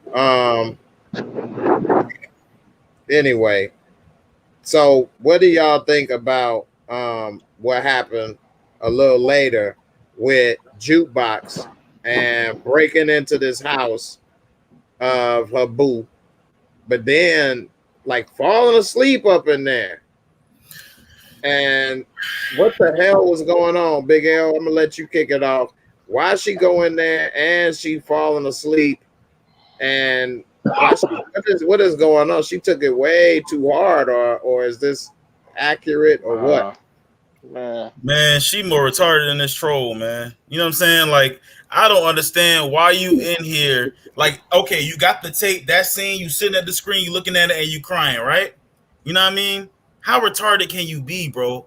You got it. Like, I understand you're hurting, you're traumatized. That's a real thing in your brain, like a mental thing.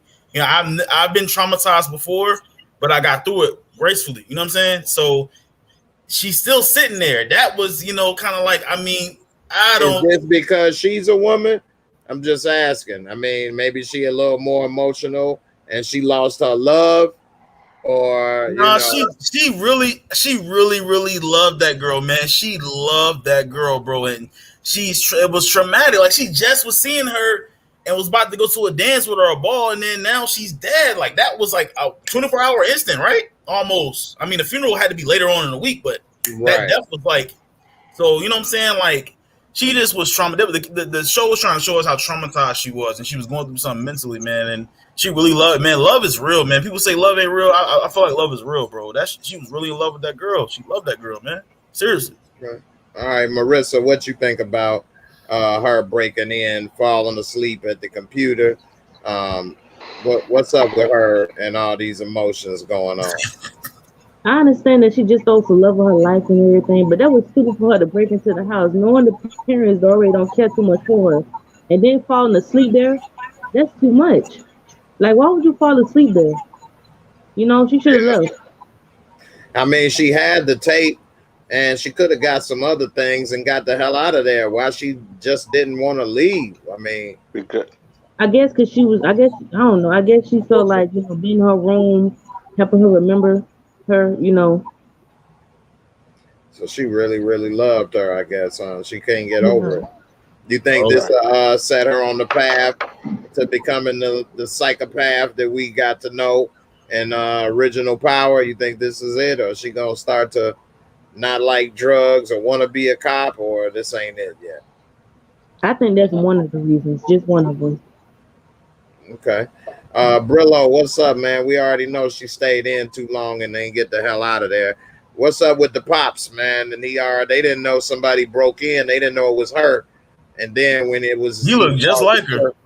Yeah, he tried to tell her to get out of there. So he didn't want her to go to jail. He saw in her eyes the pain and the hurt.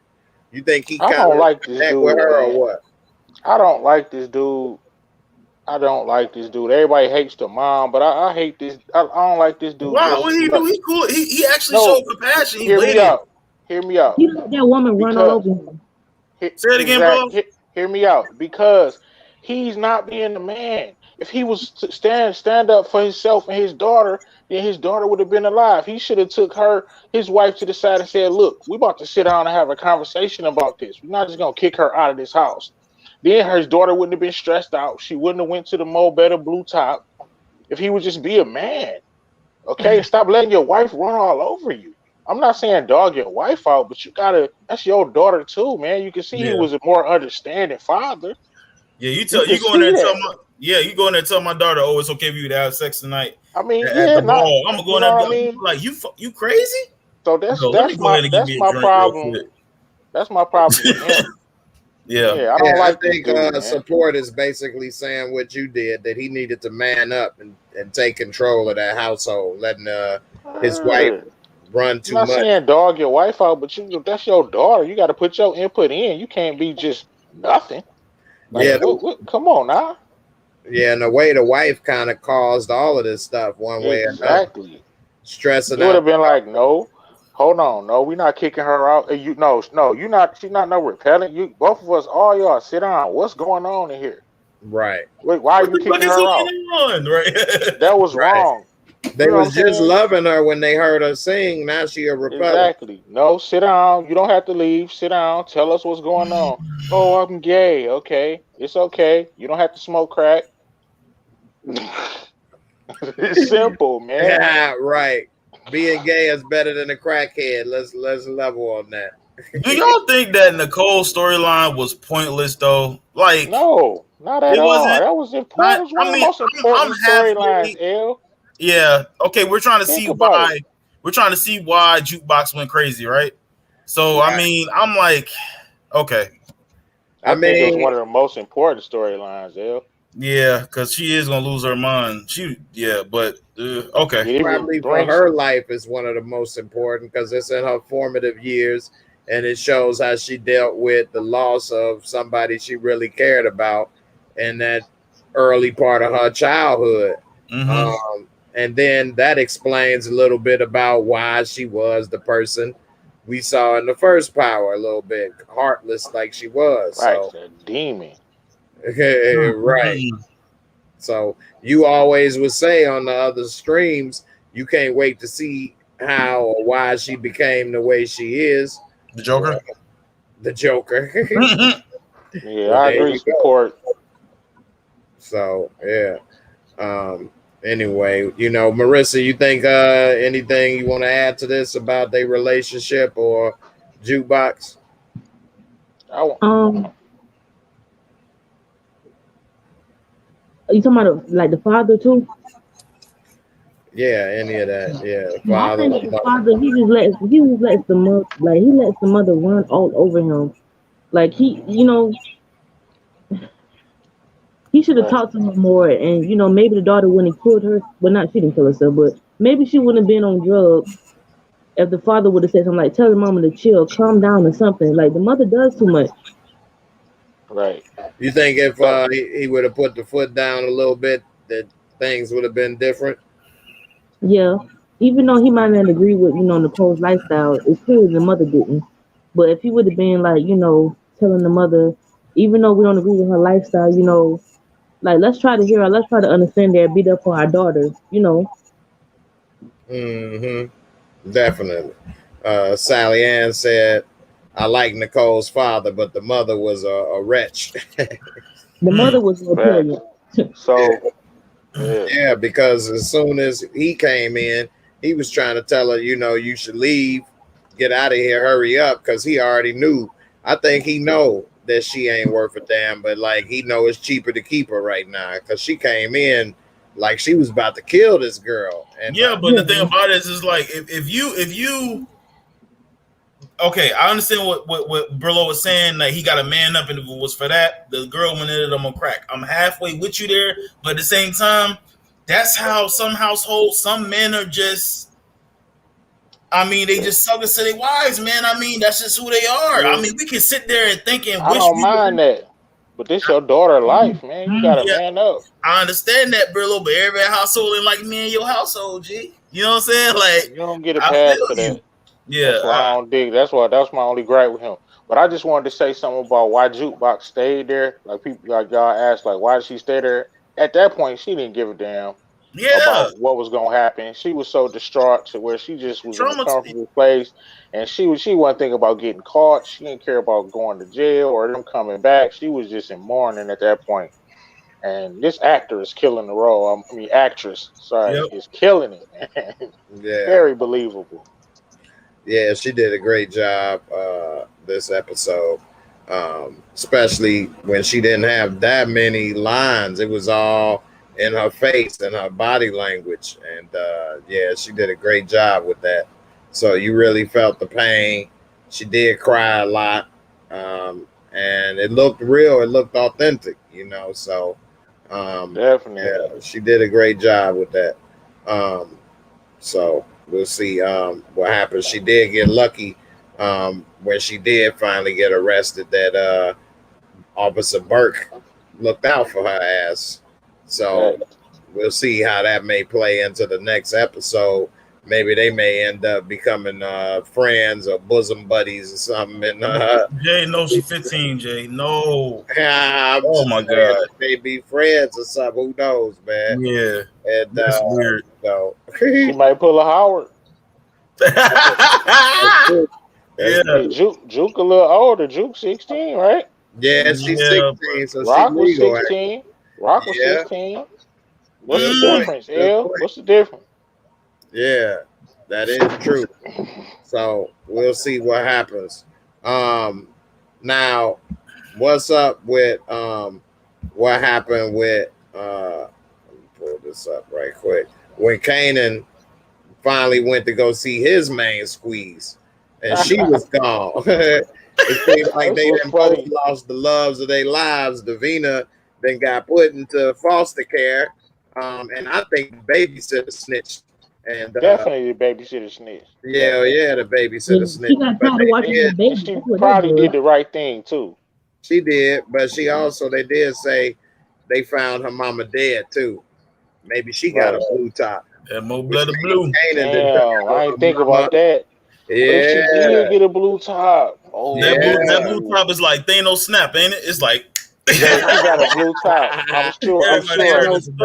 Thanos crack in this month. Right. Hey, that was a good one, L. Crack. Yeah. Hey, Jay, I'm almost certain she got a blue top. Man. Yeah, so she might have got a blue top, which means Kanan's single-handedly responsible for killing out her boyfriend. Oh no, they said she had died a couple weeks ago or something, if I ain't mistaken. But that might be when the blue top happened. Remember, this is a week or so later because it was a funeral. Right, she did. Yep, you're right. Couple days. So, yeah, so it could be, you know, and so it could be the blue top. Anything that drop around town is definitely from a blue top. Damn right. I'm giving Kanan that body. Right. So I'm gonna start it off with you. What you think about him with the mama dead, Davina gone? What you think going through his head now that he realized what's up? He don't got nothing to concentrate on now, but I guess the streets and his fumbles. He definitely not about to listen to Raq now. We about to see him step it up. Hopefully, he gonna make more blunders. Right. Because and this is exactly where he went after he left the house, basically. Right. He don't got Davina as a distraction. Like he don't have anything else but to go harder into the streets. Plus, it's about to be really on lockdown because of what happened later in the episode. So he might. Right. He got more time for his more time to hustle. More time to get deep in the game. Yeah, that's true. Big L, what's up? What you think about this and her getting put into foster care? What's going on with that? And did he give her a blue top or what? I mean, it probably was, man. But if you say a month ago, nah. I really think, man, this is something that. Well, they didn't say a month. They said a couple weeks. Yeah, but that wasn't. This is not a couple weeks span from last episode. It is because there was a funeral. You don't have a funeral in the overnight. It at least take a week. Most people take 2 weeks for a funeral. In real time, but not these writers. Nah, I was playing, but nah, the Thanos boots I probably got her, but I don't understand why this is lazy writing to me, because she got picked up by foster care. You didn't see that coming, no, L? No, I did not actually. I was like, this is gonna be one of them. Maybe somebody, you know what I'm saying? Maybe, Raq take them in, or I don't know. I just didn't see that coming. But then again, hey, I've been wrong before. Right. But like, it's another scene like that jacket scene is like, it's so random. It's like thrown in there. Oh, I'm running. My mom just told me this. She killed D-Wiz, and I'm running to get some cat and get some cuddling time and release my mind. But now you go over here and she's been taken away, and it's like, what the hell? This is like a bad. The kid is like, yo, this is a badass day, yo. Like, it's a badass day. Like, it's just one of them scenes like the jacket scene that don't make sense right now, but we'll find out. I don't know how this one don't make sense though. I mean, it's too. I feel you on the jacket, but I mean, you got a baby in there, a crackhead dead mom who they found out was dead, and a 15-year-old. Like, social services, child services is coming, man. She cannot survive on her own. Like, that's accurate. That is accurate. That's accurate. They hit it. Plus, you got to keep in mind that the neighbor was the one watching. She probably told, like, I'm watching this. I ain't seen the mama in a minute. She did the right thing. Too. Yeah. So I mean, so that's the reason why we gonna see next season Kanan turn up and become like a big boss, and then he meet Sean mom, possibly. Because remember, we was thinking that she was gonna die by Jukebox of Raq for the stash house situation. I think that would have been better writing to get her out of here than this. But y'all think we gonna see her again? I do, but maybe next season, maybe not this season, though. Yeah. Not this season. I mean, so you go okay. They say some people saying it was a month. They found her a week ago. Okay, so they said she might have been dead a month, but they found her a week ago. If that's the case, then it's not a blue top. Man, I wish it was a blue top. I wish it was a blue top. Ain't those blue tops, man. Yeah, that would be great if it was a blue top. That would really be some compelling stuff right there. But so y'all might be right. Remember, this first reaction, we only saw it once and came right on to give our first reaction. So that's why we all here watching and doing the review together. We gonna, figure out this puzzle. So if it was a month, then damn, she was stinking, boy, for real. And not that regular crackhead stank. So when Unique was probably telling her all them lies, she was probably already dead. Man, look at this. Look at this. Yeah, that's crazy.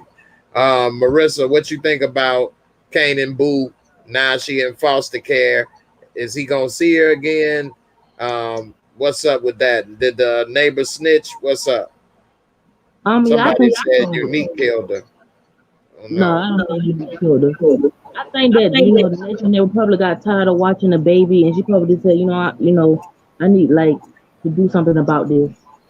And I don't think. Well, I do think that Kanan might see her again. He might go try to find her. Maybe try to get Raq to take her in and her sister. I could see him trying to do something like that. Or he might not ever see her again. But we don't even know how he gonna react to his mom telling him that she killed D-Wiz. We gotta wait for that. Your favorite scene, your favorite man. Yeah, I'm glad it's finally out there. He reacted to that though. He's not happy about it. I don't think he's gonna kill his mama or do not right now. He ain't gonna kill his mom, but not right now. She ain't going nowhere. I'm convinced she ain't going nowhere, but at the same time, I don't think he gonna take it lightly. He gonna make a move and bust out of there. He ain't gonna trust her no more. It ain't gonna be the same thing.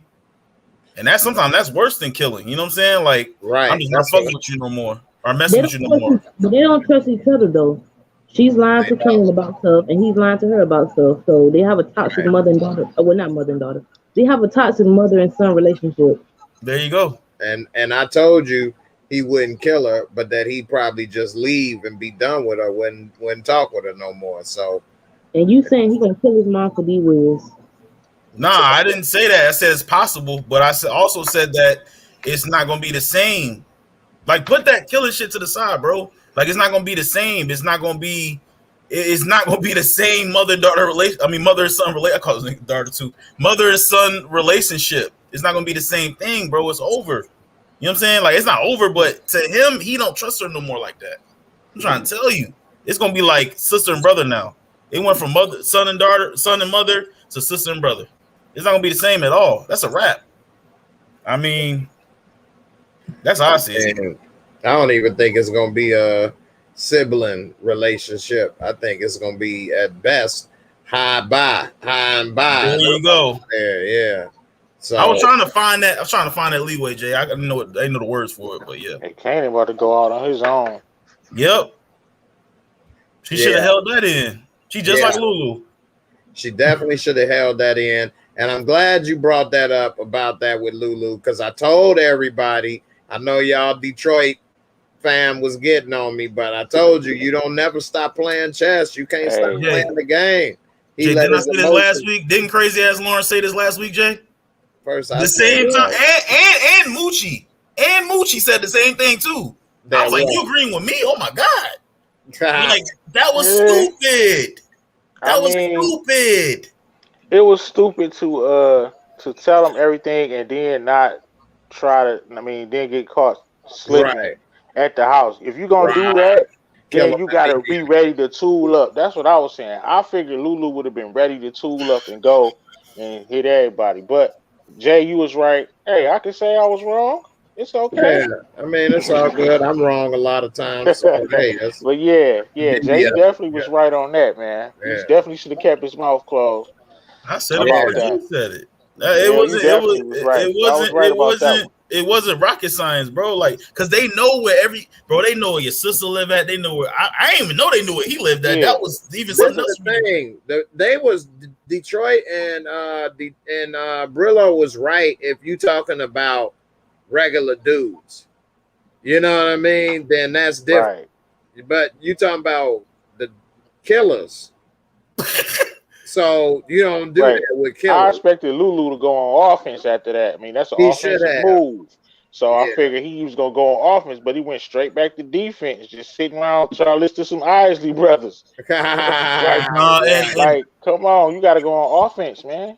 And I'm feeling bad for him too, man. Like, are we on to that scene, Jay? Can I talk about it? Like, I really want to talk about it. All right, hold on. Let me get it up. I'm trying to do like 2-3 things at once because I gotta, come on early, so I don't have a lot of time to get everything prepared. We'll be on there in about. We do one more topic first, then we'll be there. Yes, sir. But I really, man, like I said, man, we just don't like. And then I think that's gonna be another problem. Like, man, I'm feeling bad. I'm starting to feel bad for Lulu now because he really don't want to do this no more. I guess that.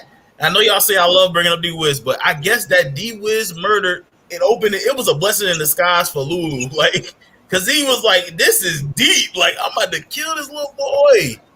Lulu ever since then, he ain't been the same. Huh? He cared about that in the moment, but he ain't really care about D-Wiz after that. He cared about it now because he got the music going. But I'm saying, do you think he started transitioning to the music because he killed D-Wiz? That's a good point. Traumatizing. That's what I'm saying. That could have, that could have made him like, man, I got to get out of this. Like, that could have been the catalyst, him having to kill D-Wiz. I give you that, L. That could have been a catalyst to make him want to get out the game and want to pursue the music. Let's talk about this right quick. What's up with him trying to get with this girl, Jessica, and she didn't let the cat out the bag. She first gave him the cat, then let it out the bag. And, she was looking good, but she hated on what he doing, talking about some damn famous. Shut your ass up. I didn't buy this company for famous. You know what I mean? I think she played herself, and he finally had enough of that. We see Lulu talk too much a little bit now. He ain't a chess player in a way. He did it with, Unique, saying what he feel when he could have. She needed to hear it, Jay. Yeah, but he told her, and she didn't put them nice little tickle bitties up and got the hell out of there. But she ain't worth a damn. So, Marissa, what you think about this with Lulu and how she was trying to talk about famous, famous, famous, and he told her basically, shut your ass up. You ain't never happy. When is enough enough? Yeah, I knew she was using him from the beginning to help out herself and her brother. And I'm glad that Lulu is finally seeing that though, you know. Like like all she is talking about is helping her and her brother. So Lulu got tired of that. He said, you got to go, you know. He Right. ain't gonna do disgrace no more. She talking about she done got famous on Bobito Stretch, which is a legendary radio station that used to come on at nights back in the 90s. They had everybody there in their prime back in the day. But she act like she's like some type of super producer, and she probably think that she only got with Lulu to do this in her mind, as if like she the one motivated Lulu, which in a way she did. Too. She ain't put in no work, nothing. True.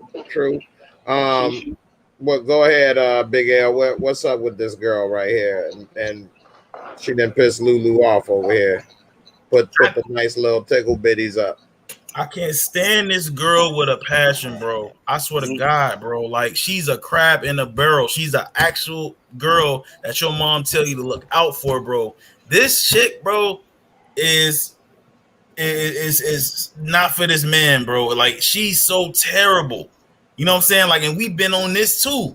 Like, you know what I mean? It wasn't just me. It was a lot of people that's been on this, on your panel, Jay, saying that this girl is opportunist, whatever you want to say. She a user.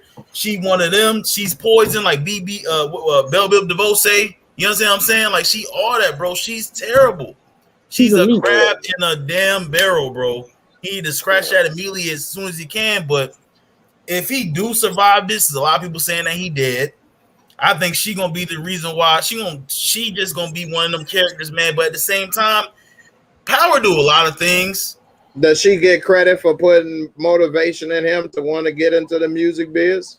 No, she doing it for. I mean, she put that thought in his head that he can do it. She did, but in some kind of like some spun. It was like a coincidental way. It wasn't like something that she just was trying to motivate him to get bigger and stronger. It was kind of like, oh, my brother, you know, my little brother, my little, you know what I'm saying, boom boom's over here, you know, I want you to help him out and all that. Like, that's what it was. It wasn't nothing for, you know what I'm saying, nobody. But this girl, man, she's a woman that your mom always tell you don't trust, don't mess with. She is not it for you. Stay away from this type of girl, bro. Totally. Like, she's trash, bro. Like, and it's because she's not happy. This man has bought a whole studio.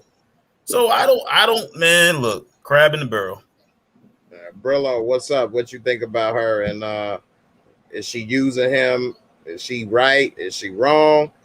Is she kind of a little bit responsible for getting him into the game, getting him motivated, even if it was just to impress her?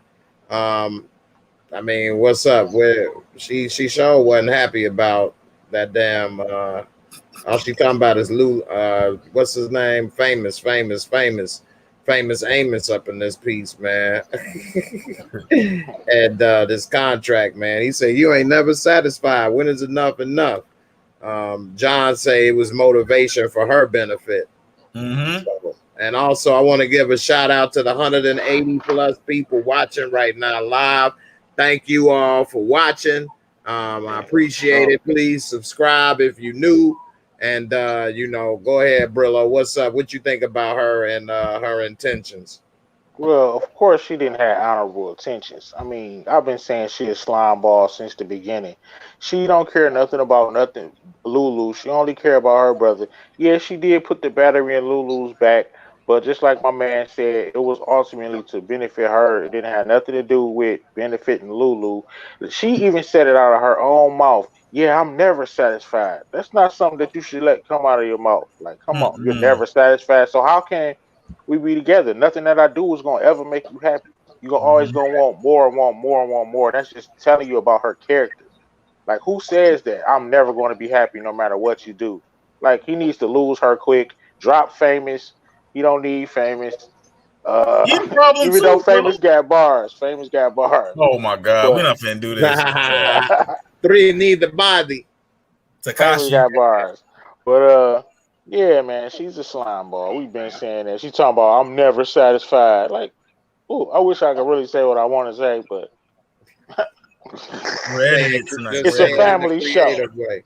Just say it in a creative way. She's a slime ball, man. He needs to lose this lady as soon as possible.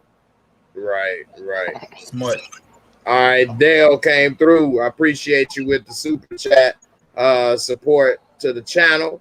You said, why did Jessica get sent to Baltimore to live with her father? She's an addict party girl, probably. It's a good point. She was living in the wire and be more. But she was pretty comfortable with Famous smoking crack and told her, go ahead, do what you want to do. So that's a good point. Maybe she was Big L. Any of y'all, what you think about her? Maybe being an addict on the low, or used to be. Nah, I don't think that. She don't give me addict vibes. Nah, But she's she just give a me negative. She's a a narcissist, basically. A narcissist woman. She pretty and she, you know what I'm saying, she Puerto Rican. You know what I mean? That's what everybody know. You know what I'm saying? That's what the world wants. Hollywood type shit. Like, oh, she light skin, long hair, it's hers. She Hispanic. I got a Hispanic just to say you got one. And she a narcissist, bro. Ain't about nothing but using people and getting over. Don't want nothing for herself. Okay. Marissa, what's up? You think she a user as far as the dope, or just a user of people?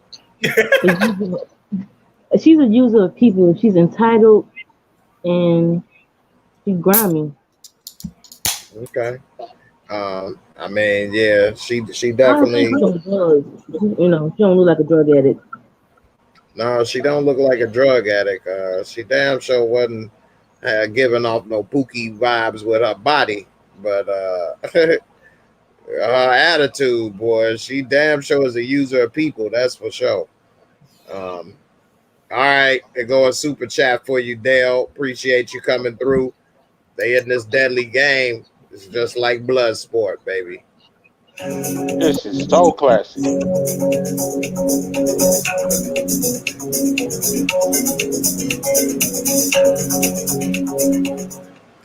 That was back in my Street Fighter days.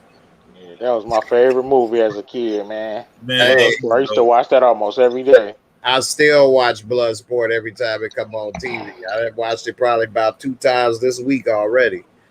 It's classic, man. Seeing Forrest Whitaker running around in Hong Kong in his tight ass suit, man. Back when Right he in the was boat. yeah, they pull out them tasers. Them tasers was like this big. Boy. So yeah, that one right there is, yeah. Hey, I'm glad you enjoyed it, boy. That's a classic right there.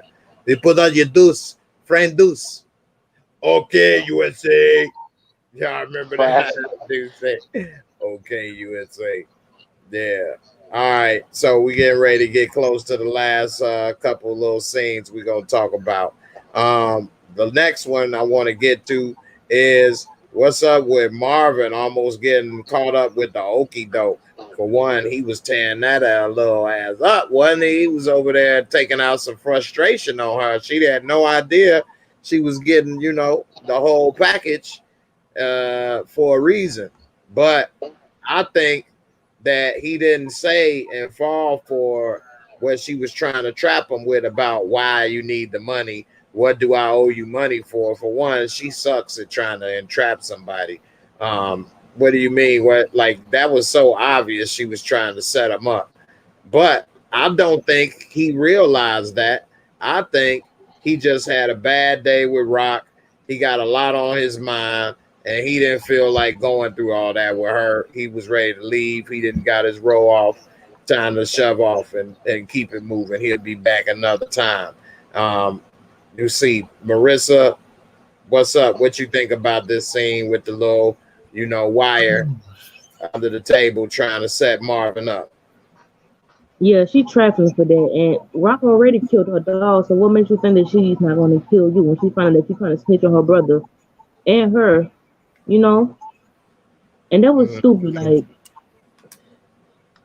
that's not a smart move for her to do that. She could have been doing that to him now that he cut her off and took LT. She like, well, the hell with him then.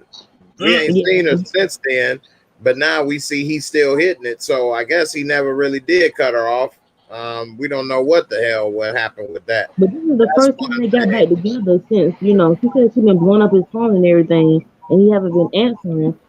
So Okay, L, what's up? What you think about this? That she trying to set him up? We ain't seen or heard of them since he had to leave from cuddling. And so what's up? Did he not just want to talk right now? Didn't feel like it, or was he lucky? He got lucky. He got lucky, man. He didn't. He had no idea because that wiretap was in the perfect place. Nobody could see it. It's going. This is another. I mean, they brought her back in and we gave her a storyline. I mean, we don't even know how the cops even got to her to even get her to rat or whatever. So we don't know. We didn't even see none of that. So, but we know Symphony know what went down, and Symphony gonna let Raq know the heads up. So, I mean, I think she good as dead. She gonna be right next to her dog. Yeah, definitely. I mean, she got two pigs in the table over here, trying to get her to, you know, give up some info. They said, well, we ended up with Dick just like you. So Brillo, what's up? What you think is going on with this? Why is she in this predicament? And you know, is she dead? Not a Symphony. We got to sing Symphony of the Night for her ass and let Raq know what's going down. I mean, what's up? Well, she definitely got jammed up by over trying to, you know, move some work. But what I'm wondering is, when Symphony tell Raq what's going on, and this lady ends up dead, because she's gonna end up dead, is Symphony gonna blame himself? Like, is that's what's gonna drive a wedge between them, and kind of, because he needs to try to abort ship if he can right now, because he gonna catch a stray. He definitely got to catch a stray because he's too much of a good character. This could be your end game. I don't know what is he gonna expect to happen when he tell Raq, because they didn't show him seeing that ear hustling for no reason. So when he tells Raq, like, he has to know what's gonna happen. Maybe he don't care. Maybe he about that. I mean, he got to be a damn fool if he tell Raq and don't know that she gonna end up dead. Right, I'm saying maybe he don't care. Right. Maybe I'm reading them wrong. But they showed us how he was. They showed us seeing. They showed us showing him seeing that he know what was going on. So he Right. gonna tell. Yeah, like he's gonna tell. Like, I mean, but they did focus on the thing with the D-Wiz and Lulu and the car thing, and didn't tackle it. So we got to see. They gotta tackle this. Yeah, they gotta tackle this. Yeah, they gotta tackle this for sure. So Melinda said Marvin is not as dumb as I thought. He didn't tell Tony she owe him for the dope. I think he just didn't feel like talking. I don't think it was about that thing was hidden. He didn't know it was there. Come on, man. Right, he was just mad. He just had to get out of there. Like, look, you acting crazy. Like, what? Why you keep asking me this dumb question? And that was probably God working his weird magic, because he probably the one. If Lulu lived, he saved the life. Like, because without him, that nigga would have been baked. He would have been oatmeal cookies. That's that corner 3, L. I was saying, Marvin will hit one for you. Pass the ball, he gonna hit that corner 3. Right. Or at crunch time, say the game, he gonna pull a Ray Allen. Yeah. So yeah, I think he was lucky. He was having a bad day. He really came to smash and leave. She was on that, well, tell me this, do that, this, that, and the other, and he probably didn't feel like going through all that. And it was lucky for him he didn't feel like it. And like Big L say, lucky for Lulu too. Lucky for Lulu too. He wanted to get out of there. Yeah, definitely. All right, we see Raq had a meeting with Juanito. Juanito had her come through the organization. He chopping it up, eating his little, you know what I'm saying, Spanish fiesta. And, you know, he then dropped the bombshell that he thinks she is snitch with Detective Howard.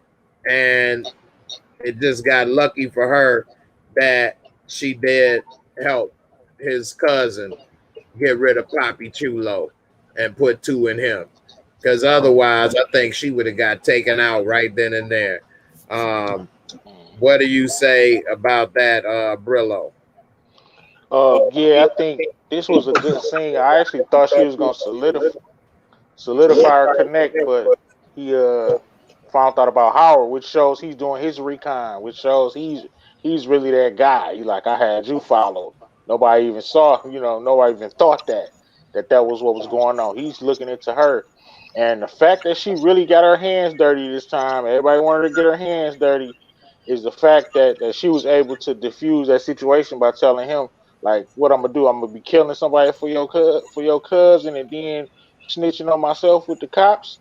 And then Right. they put the pistols away, and they got back to talking business. So she Yeah, that handled that was perfect. situation like a GL. Right. All right, L. We done seen her finally get her hands dirty, put in work. I think you was one of the people that wanted to see that. I'm not sure. But we Hey, did. hold on, Jay. Hold on before you start. My phone about to die. I'm about to get out of here. I want to thank you for having me.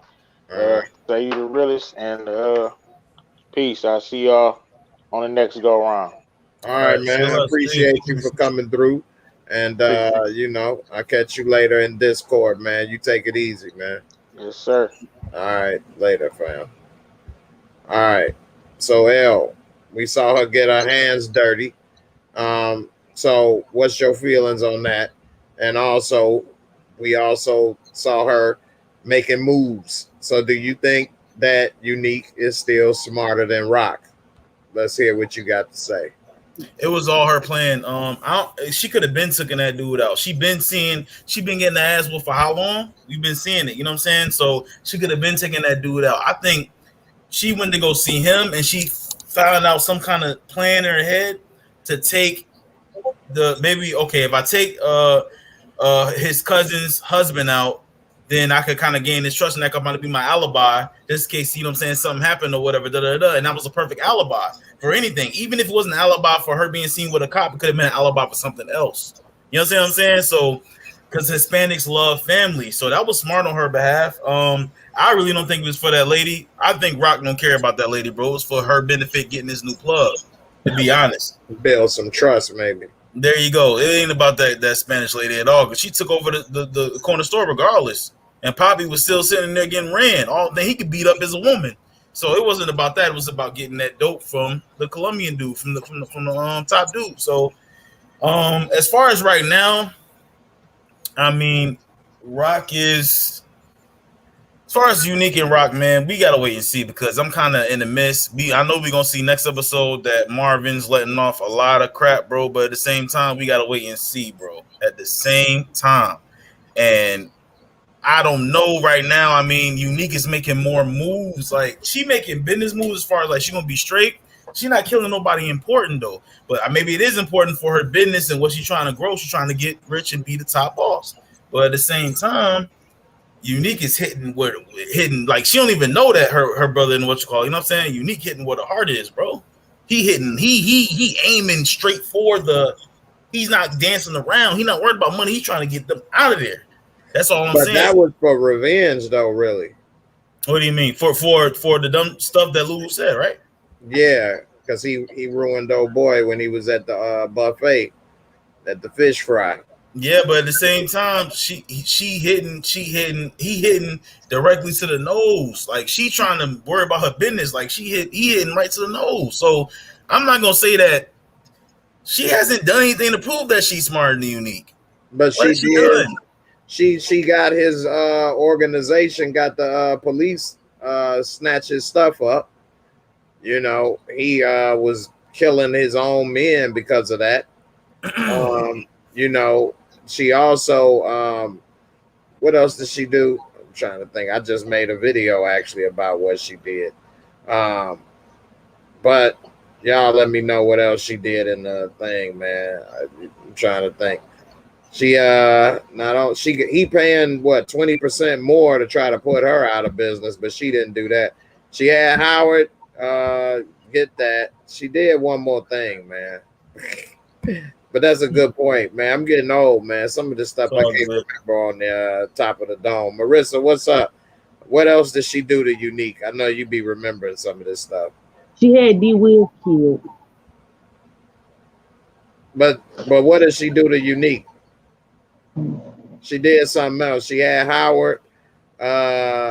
You know. Oh, you remember when Martin? I think Martin and Lulu was in the car. And well, that has something to do with Howard, her set him up with Howard. So you already said Right. that. I just made a video for this too. It ain't get published yet though. It was downloading while we was doing this.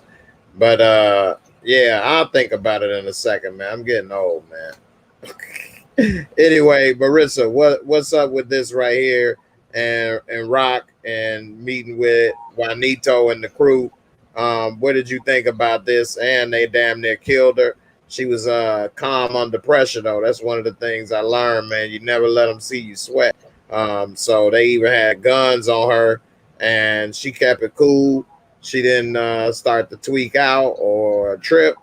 She, you know, kept a good head on her shoulders and let them know, hey, I ain't sitting here trying to, you know, work with the cops and then murdering people on the side.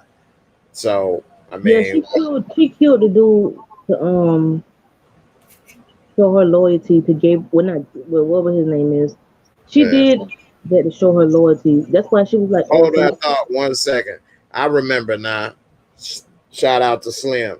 She had Scrappy go in and try to infiltrate his crew. So that was didn't work. It didn't work. But she was thinking on the offense. Yeah, but we said that at the beginning that it was not going to work. We seen that from the jump. Like, it was not going to work. Like, that's what I'm saying. Like, she's not making, what did this move? If she say, okay, I'm not going to need you, whatever, like, this move doesn't have anything to do with the war with Unique, bro. So that's why I'm saying 9 and 10 might be some answers, even more answers answered. Like, you know what I'm saying? Like it's just, nah, man, he taking direct hits. Like, you know what I'm saying? Unique is hitting directly, straight to the body shots. Okay. Go ahead, Marissa. I'm sorry. But the reason why she killed Gabriel is to prove her loyalty. That's why she was like, oh, so your cousin didn't tell you that I killed him. Because she figured that the girl would tell him so he can be like, oh, well, my cousin told me what you did for her. Now I can trust you. And you looking out for me. But, you know, Raq did that for her own benefit anyway. Yeah, she did. And it ended up benefiting her, too, because she damn near died. And she luckily had that ace up her sleeve, because if she didn't, she wouldn't have really had much to say right there, and it would have been a wrap. So luckily she did have that done, and it got Juliana there to vouch for it. And so I think that was probably one of her best moves that she had right there. She probably, I don't know if she knew that she would need it that soon, but it damn sure came in handy. So yeah, but the thing about it is, like, how often is Lulu, Marvin, and Raq gonna be that lucky, bro? They're always lucky. No, well, not Lulu right now. We don't know what this situation is, but as far as Marvin and Raq go, like, how long are they gonna keep being lucky, bro? Like, this man Unique is coming, bro. Like, it's like Galactus is coming. Like, this man keep coming over Galactus and over. is coming. You know what I'm saying? Like, it's crazy, bro. I don't know. I just feel like it's just. I mean, maybe they are gonna set Unique up and send him in the prison, but at the same time, man, he not missing his shots, bro. Like everybody else is. He actually getting direct hits in, like, you know what I'm saying? Okay. All right. Well, we're gonna get to the last topic for the night, and that's about Lulu. We see after he done got through with little Jessica Rabbit, he trying to chill in the house, listen to some sad songs and sip on his little oil. Man, I like R&B more than hip hop, man. Honestly, that's me. That's just me. That's Lawrence. Like, I don't like to hear boom, boom, boom all day. I like R&B better, bro. Yeah, I mean, that's because you're getting older, man. You're maturing, man. Yeah. When you're young, you know, you can do that. As you get older, you want to have some relax and chill stuff every now and then. So ain't nothing wrong with that. But Lulu, he was trying to chill. He done had a hell of a day. And next thing you know, they come through, and it's the fire brigade. Not only did they throw fire in the window, they didn't fire it on his ass. And, you know, he had to, you know, tuck and roll to avoid getting burnt with the backdraft. So, Marissa, what's up? What you think about this? The hit on Lulu? Do you think he dead, alive? Was it a good play? What you think about this? I think that he's dead. And I think that, you know, since they done killed Rock's brother, that she gonna come down on them even harder. They done killed her brother, so she ain't gonna let that go. And she just said she didn't need Marvin, but now she's gonna need him because I do believe that Lulu is dead. Okay. All right. So Big L, Yes, sir. what you think about this? You think this was a good move? You already said that Unique he hitting for the nose. He coming for him. So what's up? Do you think that this is a good move? And also you made another good point about luck. We luckily see Marvin come through at the right moment at the right time. Kind of mess it up. So what did you think about this scene right here? And Lulu, is he alive, dead? Where you want to go with this? Man, I'm Yes, I was gonna say 85, and I was hyped the whole episode, man. When I was on the road waiting to get to you, but I would say 75% he's dead, 25% he's gonna be alive. I could really see a dramatic scene of him in the hospital, and then him telling Rock that the jacket is this place and this place, and this is why I did it. That'll be dope. You know what I'm saying? But at the same time, he probably, if he does die, smoke inhalation. You know what I'm saying? And I also said that Lulu might die first before Marvin and Rock, because Marvin and Rock, Lulu is just looking like that innocent person. But then again, why would we see him by the studio? Dude, that whole scene was wasted for him to die. So I don't think he's 25%. He's not dead. 75 he is. But at 25 can be big. You know what I'm saying? If you hit right. So I really think this is just Unique being Unique, man. He just getting fed up. He getting tired of rocking her shit, bro. Her stuff. I'm sorry. You know, so it's really, man. Hey, man, this is he lucky that he got there when he did, bro. You know what I'm saying? Like Lulu, man. It's hard, bro. You gotta wait and see, because I ain't see no bullet holes in him. He probably died from smoke inhalation. That's a good point, though. I didn't think about smoke inhalation, but that does kill most people than actually burning alive. And then he was drunk too. He was drunk. I don't know how drunk he was, but that smoke inhalation will get to your ass. Because you seen Marvin's face was black. That's the smoke. Imagine that thick smoke in your lungs, bro. Yeah. You know what I'm saying? Yeah, that was some hot fire right there. Now look, hold on. We seeing all these people in the comments saying this man is dead, right? So I don't think come at me. Dead. You gotta go at him too. No, I've been seeing that stuff all night about people saying that he dead. Now I don't think Lulu dead. Me personally, I think it's 80% he not dead and 70% that he is dead. We did see Marvin run in there into the backdraft like Kurt Russell. Kurt Russell. More like Kurt Hustle up in this piece. But yeah, Tasha say, I think that the smoke inhalation caused him to pass out. I agree. And also, I was trying to do a couple things while you was talking. Brillo come through with the super chat to the channel, man. I appreciate you, fam, for supporting and coming through and your comments. And he said Big L Unique is a dummy, man. He don't even listen to his crew. We did kind of talk about that earlier while you wasn't here. So he said Unique a big dummy. What do you want, you big dummy? So I know that's your boy, Big L and Unique, but I don't know. A lot of people think that he dead. Me personally, I don't think that. We saw Marvin pull him out, and then he had him on the floors. Somebody help me. That was so, oh my God, that was so corny. God. That was corny. He got a cell phone, don't he? Yeah. If Rock got a cell phone, I know he got a cell phone. Like, what the hell?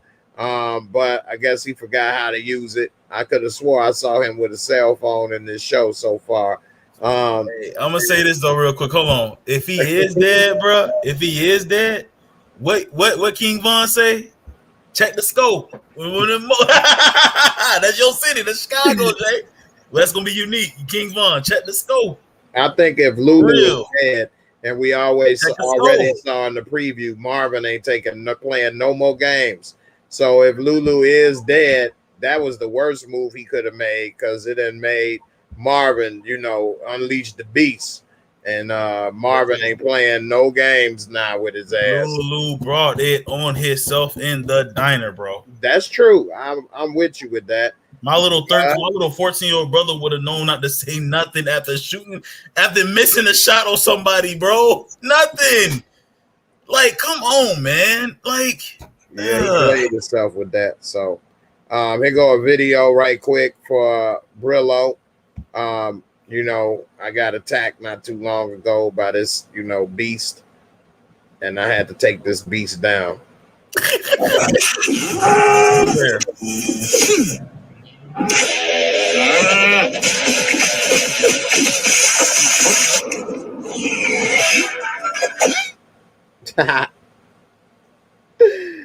That was my movie right there, boy. What is it? Kung Pao Hustle? Yeah, Kung Pao. Yeah. Paper Boy, as you say, a step back is just a setup for a comeback. I know Lulu is still alive and Unique has played his hand. Plus, he just brought the family together. He's done. I agree. That's going to bring Marvin back into the fold. And I do think that he's still alive. And I think that Unique played his hand and messed up by attacking too high of a piece on the chessboard too soon.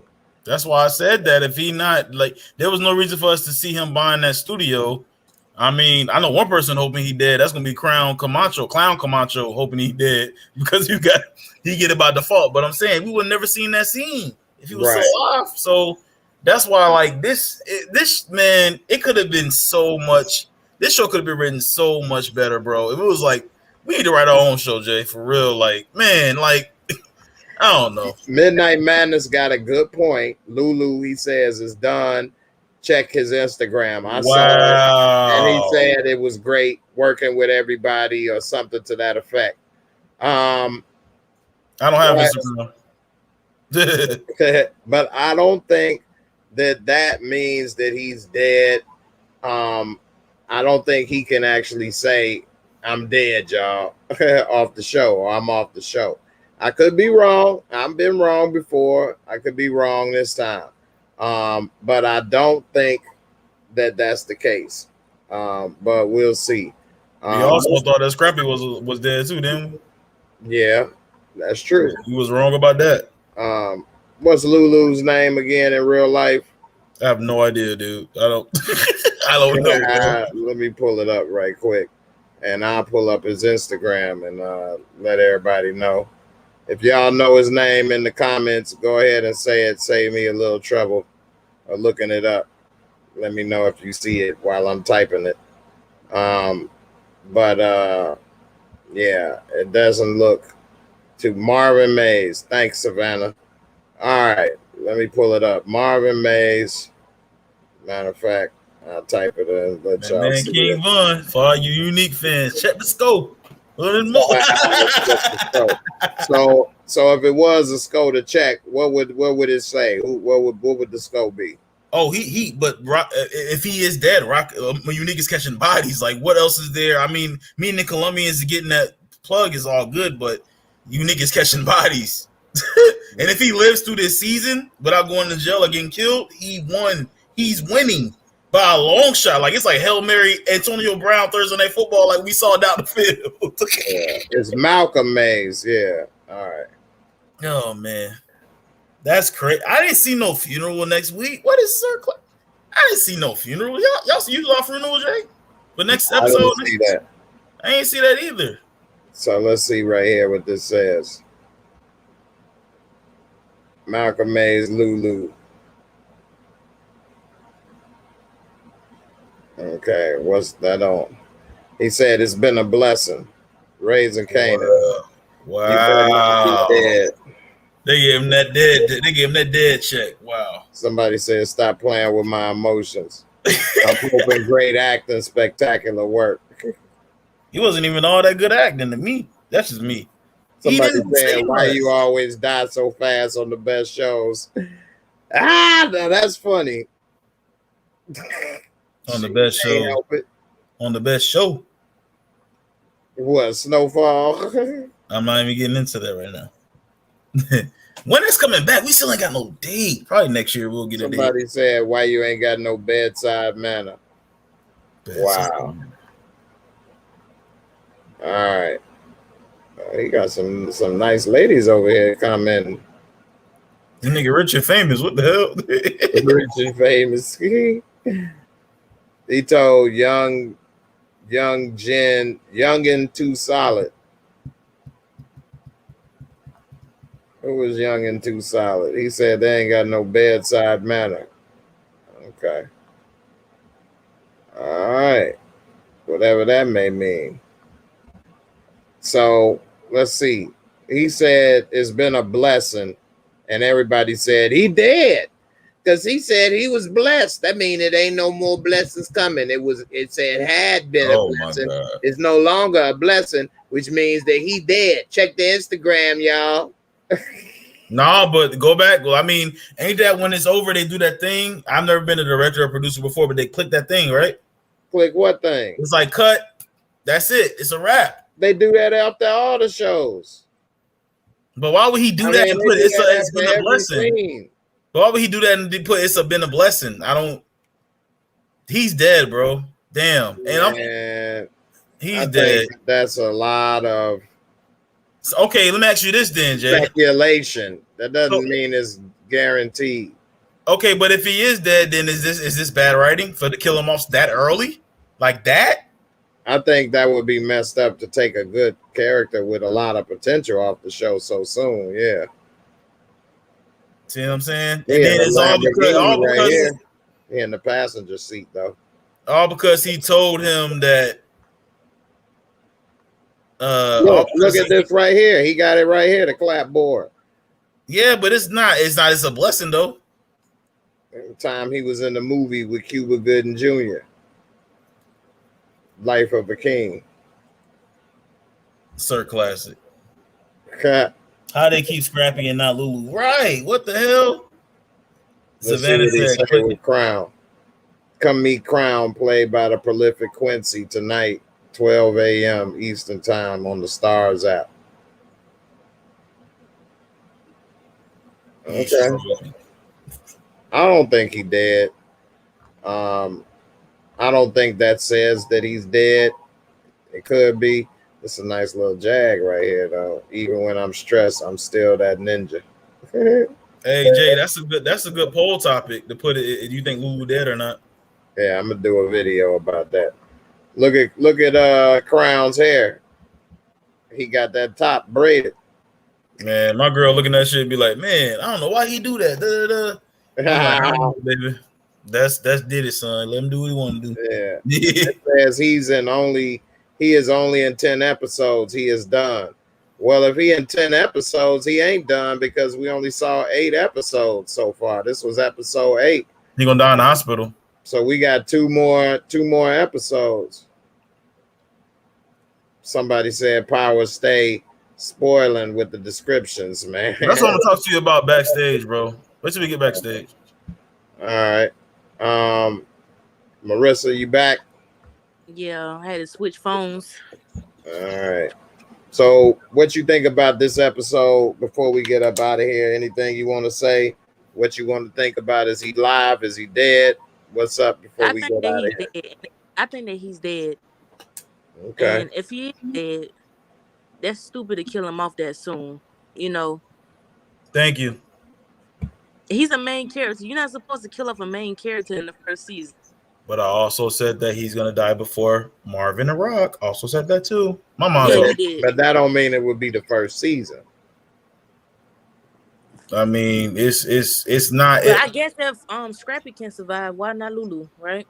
And he got messed up way more than Lulu did. Yeah, he did. Now, Sir Classic said in the preview for next week, and pause it. Raq and Marvin are talking in the church. Well, yeah, that explains it all. I mean, just because that lady don't go to church, Jay. When she ever been in a damn church? The hell, Raq? She's going. Would she not go to her brother's funeral? No, I'm saying in general. You're saying what he's saying, that since they in the church and then he must be dead, it's a funeral. Right. But every funeral is not in the church. A lot of them is in a funeral home. That's the 90s, Jay. So everybody had to have it in the church in the 90s. It's the 90s. I was only 2. In 91, I was what? No, 91, I was 3. I'm sorry. Stop making me feel old, man. Uh-oh, you sounding like Lulu over there, girl. You all right? She sounded like Lulu in that house. On that black stick. Yeah, them Black and Miles do that.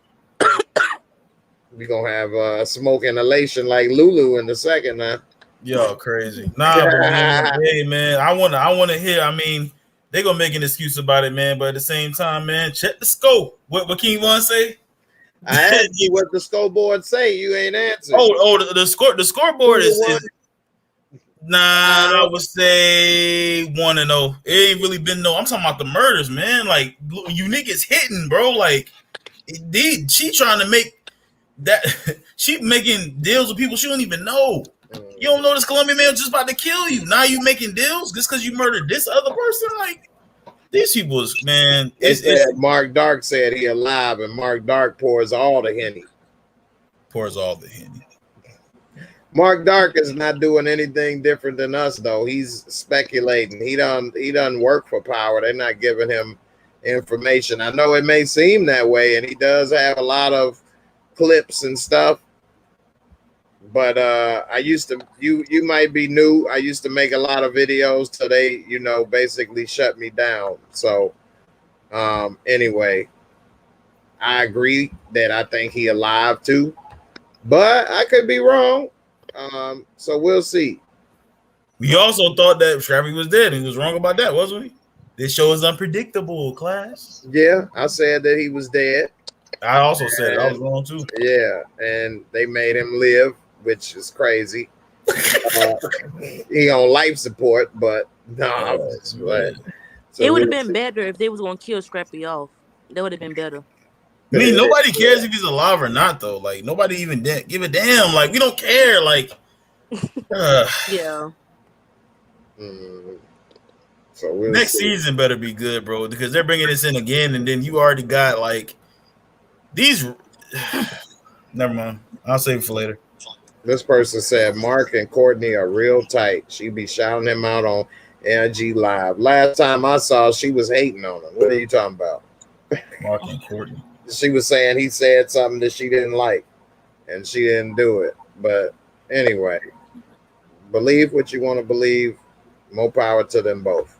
Hey, Sir Classic, I'm gonna hold this to you, bro. I know they ain't tight with me. They came and flagged all my power videos, basically made me stop making videos. So, that's a whole nother story. Anyway, Pate, what's up? You back? What's up before we get up out of here? Lulu ain't dead. How you know? He not dead. Trust me. How you know? How you know? No, me and Jay in Detroit already talked about this. I'm not trying to ruin it for people, but he's not dead. See what I'm saying? That's what. Never mind. I'll talk to y'all back today. All right. It's all good, that dude, man. You got to join the membership. Everybody that's new, we still had up to 200 people. We still got 175 hanging in with us to the end. I appreciate y'all. Don't forget to hit that like, subscribe in the description box. Join the membership. We all be talking in the membership and Discord. Watch movies. We actually watched this episode of Power before it aired in Discord at midnight. So before we went live, it's a lot of other stuff we watch at movie night and different things. So definitely come check it out. Join the membership. It's a lot of fun. You get to hear a lot of stuff from behind the scenes info. A lot of things I like to talk about that I don't necessarily talk about on the air. So definitely check it out. Join up. Like what Big L has been saying, he's going to talk about it backstage and different stuff.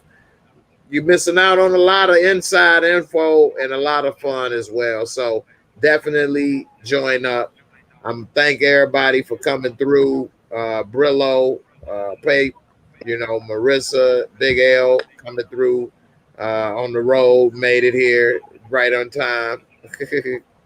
And you know, everybody, you know, thanks for watching, and be safe.